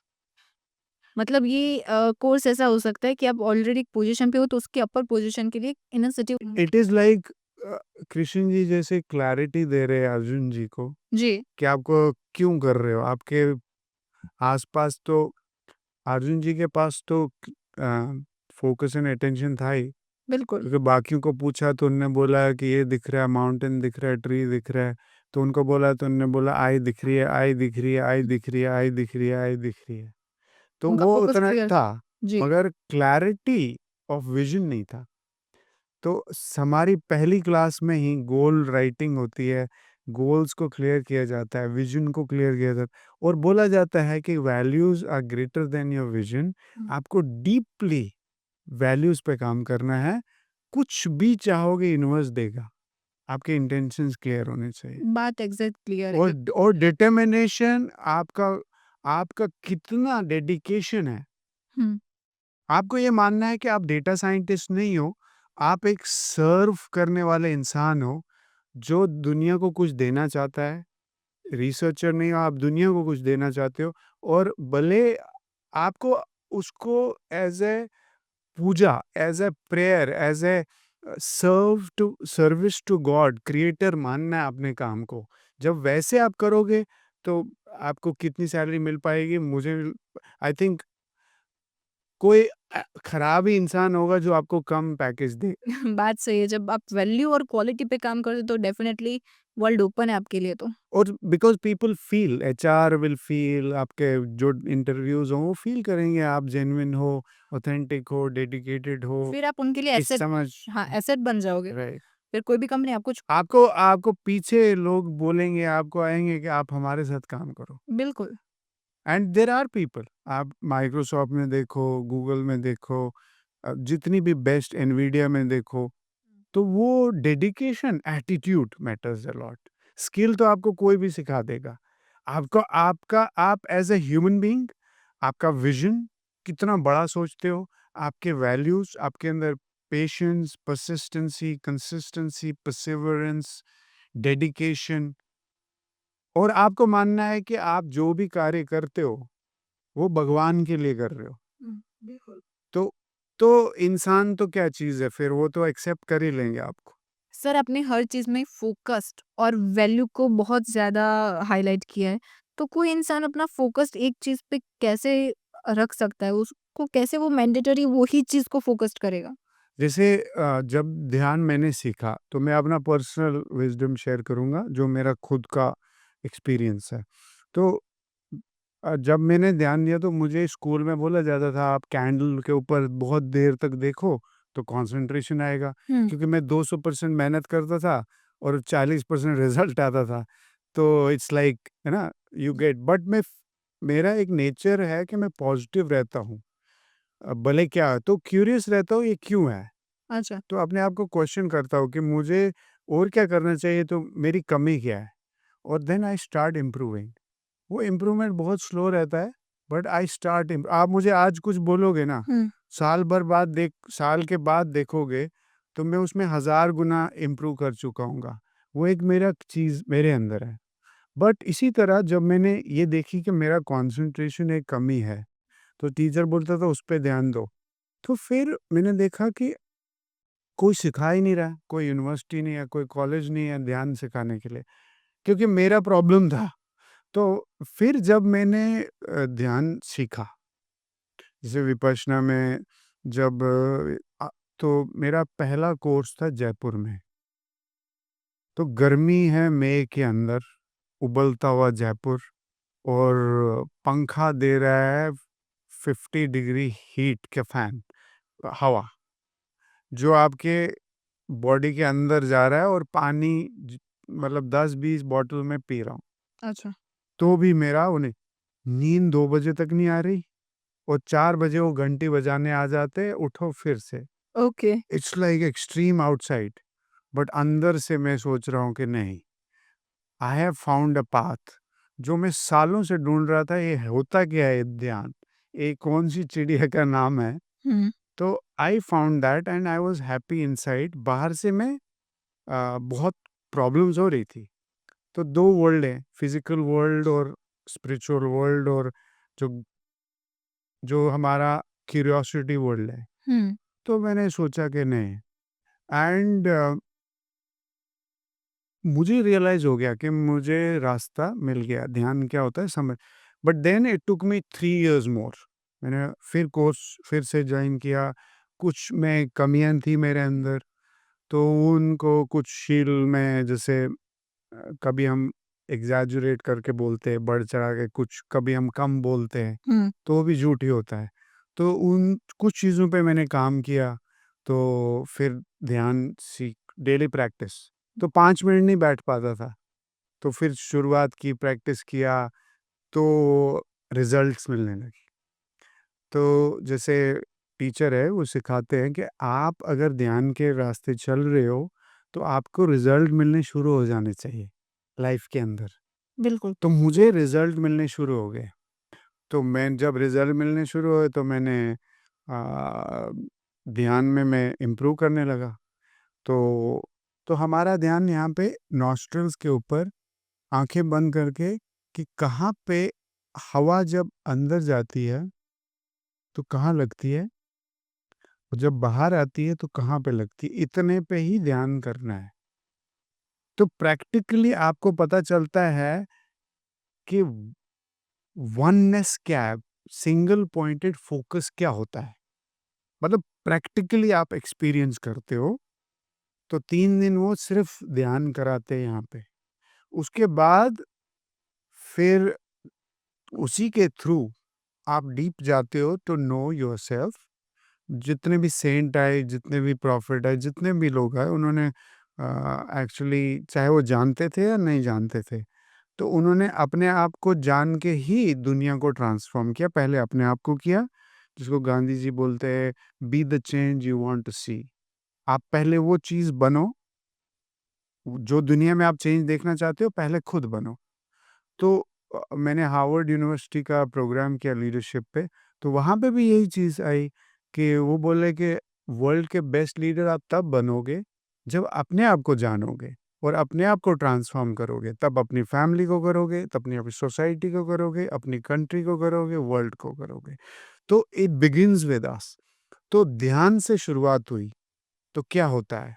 जैसे सिक्योरिटी गार्ड होता है, वो किसी को अंदर नहीं आने देता, जब तक वो जानता नहीं है इसका पर्पस क्या है, एंट्री कराएगा।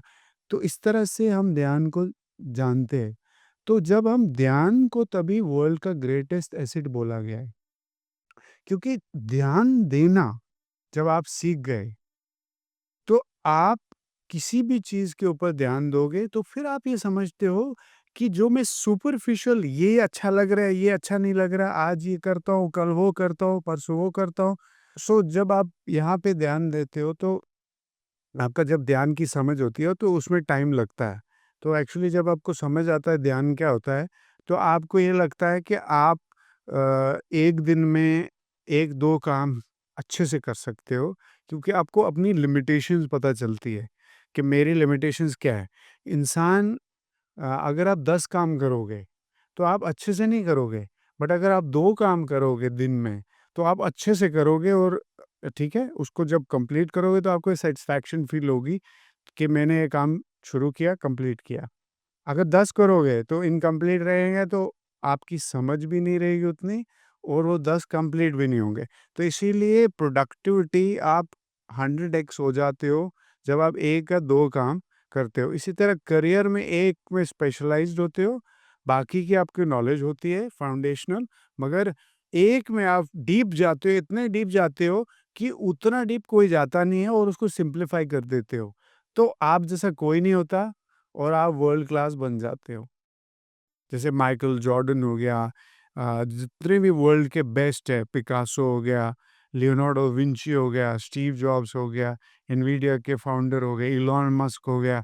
These are people they go very deep, कि वहाँ तक कोई जाता ही नहीं है।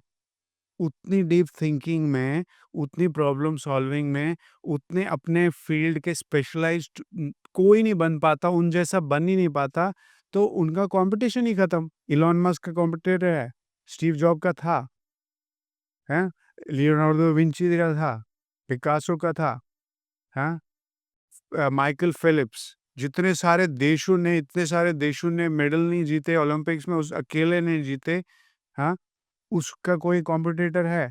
क्योंकि वो इतना डीप जाते हैं कि कोई आ ही नहीं सकता वहाँ पे। उनका सस्टेन्ड फ़ोकस एंड अटेंशन होता है, तभी अटेंशन एंड फ़ोकस को वर्ल्ड का बेस्ट और वर्ल्ड्स ग्रेटेस्ट एसेट कहा जाता है। सर, एआई बेस्ड स्टार्टअप जो होते हैं, उनको फंड रेज़िंग में दिक्कत आती है या वो ईज़िली फंड रेज़ कर सकते हैं? ठीक है, मैं पहले इसको बैक ले जाऊँगा। जी, कभी भी अगर आपको अच्छा वर्ल्ड लॉन्ग टर्म स्टार्टअप खोलना है, जी। कभी भी इनिशियल लेवल पे फंड रेज़ नहीं करना चाहिए।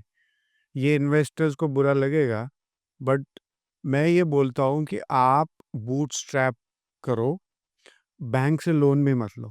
अच्छा। To start with a very, आप अर्न करो सर्विसेज से, पैसिव इनकम से, कहीं से भी। आप पहले उस पैसे को अर्न करो, हुँ, तो आपको वैल्यू पता होगा पैसे का, क्योंकि आपने अर्न किया है। उसके बाद आप स्टेप्स लो, हुँ, ऐसे प्रोजेक्ट्स लो जिसमें आरओआई अच्छा हो, हुँ, एंड इम्प्रूव इट। और हमेशा प्लान कैपिटल रिजर्व रखो। आपका अगर 1 करोड़ का आपको फंड चाहिए हुँ। स्टार्टअप, मतलब ये करने के लिए, तो कोशिश करो 1 करोड़ का आपके पास 1-2 करोड़ का बैकअप रहे। उसको म्यूचुअल फंड में डाल दो, कहीं पे जहाँ पे वो अर्न करता रहे अपना पैसा, और आपके पास अगर आप फेल होते हो हुँ, तो आप फिर से उठोगे। क्योंकि जो पैसा है वो ब्लड है आपके स्टार्टअप का, हुँ, ठीक है? तो सबसे पहले तो मैं कभी रिकमेंड नहीं करूँगा कि जब तक आप आईपीओ तक जाते हो या एक मतलब आप वर्ल्ड लेवल के इन्वेस्टर जहाँ पे आपका 5% इक्विटी पे 1 बिलियन आपको वो नहीं मिल रहा hmm, investment, never go for any kind of investment for your startup. Okay. That is point number 1। ये मेरे एक्सपीरियंस के बेस पे है। सेकंड इज़ कि अगर आप लोन लेते भी हो बैंक हुँ, से या कहीं से आप लेते हो, तो आप ये देखो कि मेरा आरओआई कितना है। मेरा आरओआई अगर 100% है, तो ही बैंक से लोन लो, या 60% है, क्योंकि आप उस पे 15% इंटरेस्ट दोगे, फिर आपको वापस भी करना है। बिल्कुल। तो आपको ये मानना है कि मेरा rate of return minimum 160 to 100 होना चाहिए। Hmm, this is second parameter. Third parameter is कि अगर आपको स्टार्टअप बनाना है, जी, थर्ड लेवल, और उसको बेच देना है, तो तब आप इन्वेस्टमेंट लो, जब भी आपको लेनी है। मगर आपका प्रोडक्ट सॉलिड होना चाहिए और आप जेन्युइनली आप उस पे rate of return, investment of return, ROI hmm. आपका बहुत अच्छा होना चाहिए, तो अगला बंदा इन्वेस्ट करेगा। आपको अच्छा डेटा कलेक्ट करना पड़ेगा कि इतने क्लाइंट हैं, इतना आरओआई है, तभी कोई आपके स्टार्टअप में इन्वेस्ट करेगा। एंड सर ये आपने बात तो सही बताई कि जब तक हमारे पास बैकअप प्लान एंड सब कुछ ना हो तब तक इन्वेस्टमेंट नहीं लेनी चाहिए। बट ऐसे समझ लीजिए कोई एआई बेस्ड स्टार्टअप है जिस पे एआई का इन्वॉल्वमेंट बहुत बड़ा है। उसमें हम अगर इन्वेस्टमेंट लेने जाते हैं ये तो ईज़िली मिलता है या नहीं मिलता? मिलेगा। देखो, as a AI, as a marketing कर रहे हो तो मिलेगा, हाँ, और एआई एज़ अ टेक्नोलॉजी कर रहे हो और अच्छी डीप टेक्नोलॉजी है जो इम्पैक्ट करेगी सोसाइटी को, तो और चांसेस है मिलने के। बट मैं ये बोलूँगा कि डिपेंड करता है कि आप उसको बेच देना चाहते हो तो इन्वेस्टमेंट लो, हुँ, क्योंकि आपको एक आदत पड़ जाएगी इन्वेस्टमेंट लेने की। बायजूस के साथ हुआ, हुँ। अनअकैडमी के साथ हुआ, बिल्कुल। अक्षय के साथ हुआ, एलन के साथ हुआ, बिकॉज़ दे स्टार्टेड एक्सपैंडिंग, और एक्सपैंडिंग के चक्कर में एक इन्वेस्टमेंट लेने के एक चक्कर पड़ जाता है, और फिर डिसीजन मेकिंग आपकी वो नहीं रहती जो आपका विज़न था। जब आपने बायजूस खोला, जब आपने एलन खोला, वो विज़न ही नहीं रहा। अब वो पैसे का वो हो गया कि मुझे पैसे अर्न करने हैं, मेरे पास इतने करोड़ आ गए, मुझे क्या करना अब? तो आपकी भूख कितनी है? वो डिपेंड करता है कि आप इलॉन मस्क की तरह इकोसिस्टम क्रिएट करना चाहते हो स्टार्टअप, हुँ, या आप बायजूस और अनअकैडमी की तरह करना चाहते हो, या आप रियल में गूगल बनाना चाहते हो, फेसबुक बनाना चाहते हो, या एनवीडिया बनाना चाहते हो। It depends on your vision. तो उसके हिसाब से यू कैन टेक स्टेप्स। तो अगर आपको स्टार्टअप है कि मुझे कल को बेच देना है 5-10 साल के बाद, तो देन इट्स ओके। तो आप ज़ोमैटो की तरह कर दो, स्विगी की तरह कर दो, and then you give your equity, और एक दिन आएगा आपका डिसीजन कुछ नहीं होगा है, कोई और डिसीजन लेगा, आप उसमें सिर्फ अर्न कर रहे हो। तो इट डिपेंड्स कि किस तरह का स्टार्टअप आप करना चाहते हो। Okay. Thank you so much sir इतने वैल्यूएबल नॉलेज के लिए। अब हम इस पॉडकास्ट का एंड एक क्विक रैपिड फायर से करते हैं। ओके। तो थोड़ा फन भी रह जाएगा, इन्फॉर्मेशन तो बहुत सारी मिल गई, है ना? जी। सर एक बिज़नेस मिस्टेक जो आप फिर से दोबारा करना ही नहीं चाहते कि ये मेरे से फिर से नहीं होनी चाहिए। जब तक डीप रिसर्च नहीं करना और हाइपोथेसिस अल्टरनेटिव नहीं होगी, कभी भी एक भी रुपया बिज़नेस में इन्वेस्ट नहीं करना। ओके। एंड एआई टूल जो आप डेली बेसिस पे यूज़ करते हो, ऐसे 3 एआई टूल। 3, जी। GPT, Canva AI, okay, Canva AI, Canva AI, और एनवीडिया का है एपीआई एक, जो मैं यूज़ करता हूँ। वो एनवीडिया का एपीआई क्या करता है? वो डेटा के लिए मुझे काम आता है, जो डिफरेंट डेटा स्क्रैपिंग और डिफरेंट डेटा और उसको यूज़ करने का जैसे इनसाइट्स मैं निकालता हूँ, तो वो उसके लिए आई यूज़ इट। अगर एआई एक बॉलीवुड मूवी बनाता, तो उसका नाम क्या होता? अगर एआई की ही एक बॉलीवुड मूवी बनाना चाहे तो?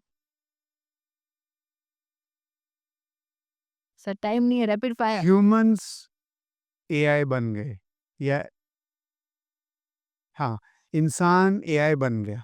इंसान एआई बन गया, क्या बात है! एक लाइफ मंत्र जो आप अपने हर स्टूडेंट को देते हो या तो किसी से भी अगर मिलते हो जो स्ट्रगल में होता है आप उनको देते ही देते हो। कंसिस्टेंसी, परसिस्टेंसी, परसेवरेंस, पेशेंस हुँ, और अटेंशन एंड फोकस। आप जो भी बनना चाहो बन सकते हो। एक के बारे में 5 है ना? हाँ, जैसे ये परसिस्टेंस, कंसिस्टेंसी, पेशेंस, परसेवरेंस, ये जो है ये आर्किटेक्ट है, लर्निंग आर्किटेक्ट। उसके साथ-साथ अटेंशन एंड फोकस। जो भी बनना चाहोगे दुनिया में, चाहे आप गरीब पैदा हुए, आपके पास घर नहीं है, कुछ भी नहीं है, आप सब कुछ बन सकते हो अगर आपके पास ये स्किल्स हैं, ये आपके अंदर हैं तो। ओके। आपका अब तक की सबसे फ़ेवरेट लेक्चर कौन-सा था? अब तक का सबसे फ़ेवरेट लेक्चर आपने बोल लिया और याद हो अभी तक? मेरा सबसे फ़ेवरेट लेक्चर एक यूनिवर्सिटी में था, हाँ। जहाँ पे 250 प्रोफ़ेसर्स थे, यूनिवर्सिटी का नाम रिवील हो सकता है? Monarch university. और वहाँ पे सारे professors were so happy, they have learned so many things hmm. And they loved that lecture. Thank you so much. बस हमारे व्यूअर्स के लिए आप एक मैसेज दे दीजिए कि एआई के साथ वो कैसे काम कर सकते हैं। इस बात पे हम podcast AI fourth industrial revolution है, जो लाइफ का हर कॉर्नर, हर एस्पेक्ट टच करेगा। हुँ, जिस तरह से जब हमारी जीडीपी 27% थी और हम वर्ल्ड हमें गोल्डन बर्ड कहा जाता था, सोने की चिड़िया, जी। और हम एक्सपोर्ट करते थे 27%, क्योंकि हम मास्टर थे उस टाइम पे एक्सपोर्ट में। तो फर्स्ट इंडस्ट्रियल रेवोल्यूशन जब आया, तो उस हम उस स्किल को नहीं सीख पाए और हम एक्सेल नहीं कर पाए उस चीज़ को, और ब्रिटिशर्स बाहर के लोगों ने किया, और उसकी वजह से आज तक हम एक्सेल नहीं कर पाए जीडीपी में, और वर्ल्ड लेवल का हमें एक्सपोर्ट नहीं कर पाए। तो इसलिए क्योंकि हमने उस स्किल को नहीं सीखा, तो इस वक़्त हमारे पास लास्ट चांस है। अगर इस टाइम नहीं करेंगे तो कभी नहीं करेंगे कि हम एआई को सीखें। सारे इंडियंस को एआई सीखना चाहिए, ये ऑक्सीजन है। तो अपनी कंट्री के लिए और अपने लिए ये स्किल सीख के दुनिया को, जो भी आपका टैलेंट है, एआई, एमएल, डेटा साइंस और डिजिटल के थ्रू दुनिया को सर्व करना है, और अपनी कंट्री को वर्ल्ड क्लास बनाना है, और अपने आप को। Thank you so much and thank you so much आप इतने वैल्यूएबल टाइम हमें दिया। Thank you, thank you, thank you so much. अगर आपको ये पॉडकास्ट अच्छा लगा और जेन्युइन चीज़ें पता चली हो बिज़नेस के बारे में या टेक्नोलॉजी के बारे में, तो हमें सब्सक्राइब करिए, like, share and bell button ज़रूर दबाइए ताकि नेक्स्ट वैल्यूएबल गेस्ट की इन्फॉर्मेशन आपको मिले, उनके तरफ से बिज़नेस नॉलेज और भी अच्छी-अच्छी नॉलेज आपको मिलती रहे। थैंक यू, धन्यवाद।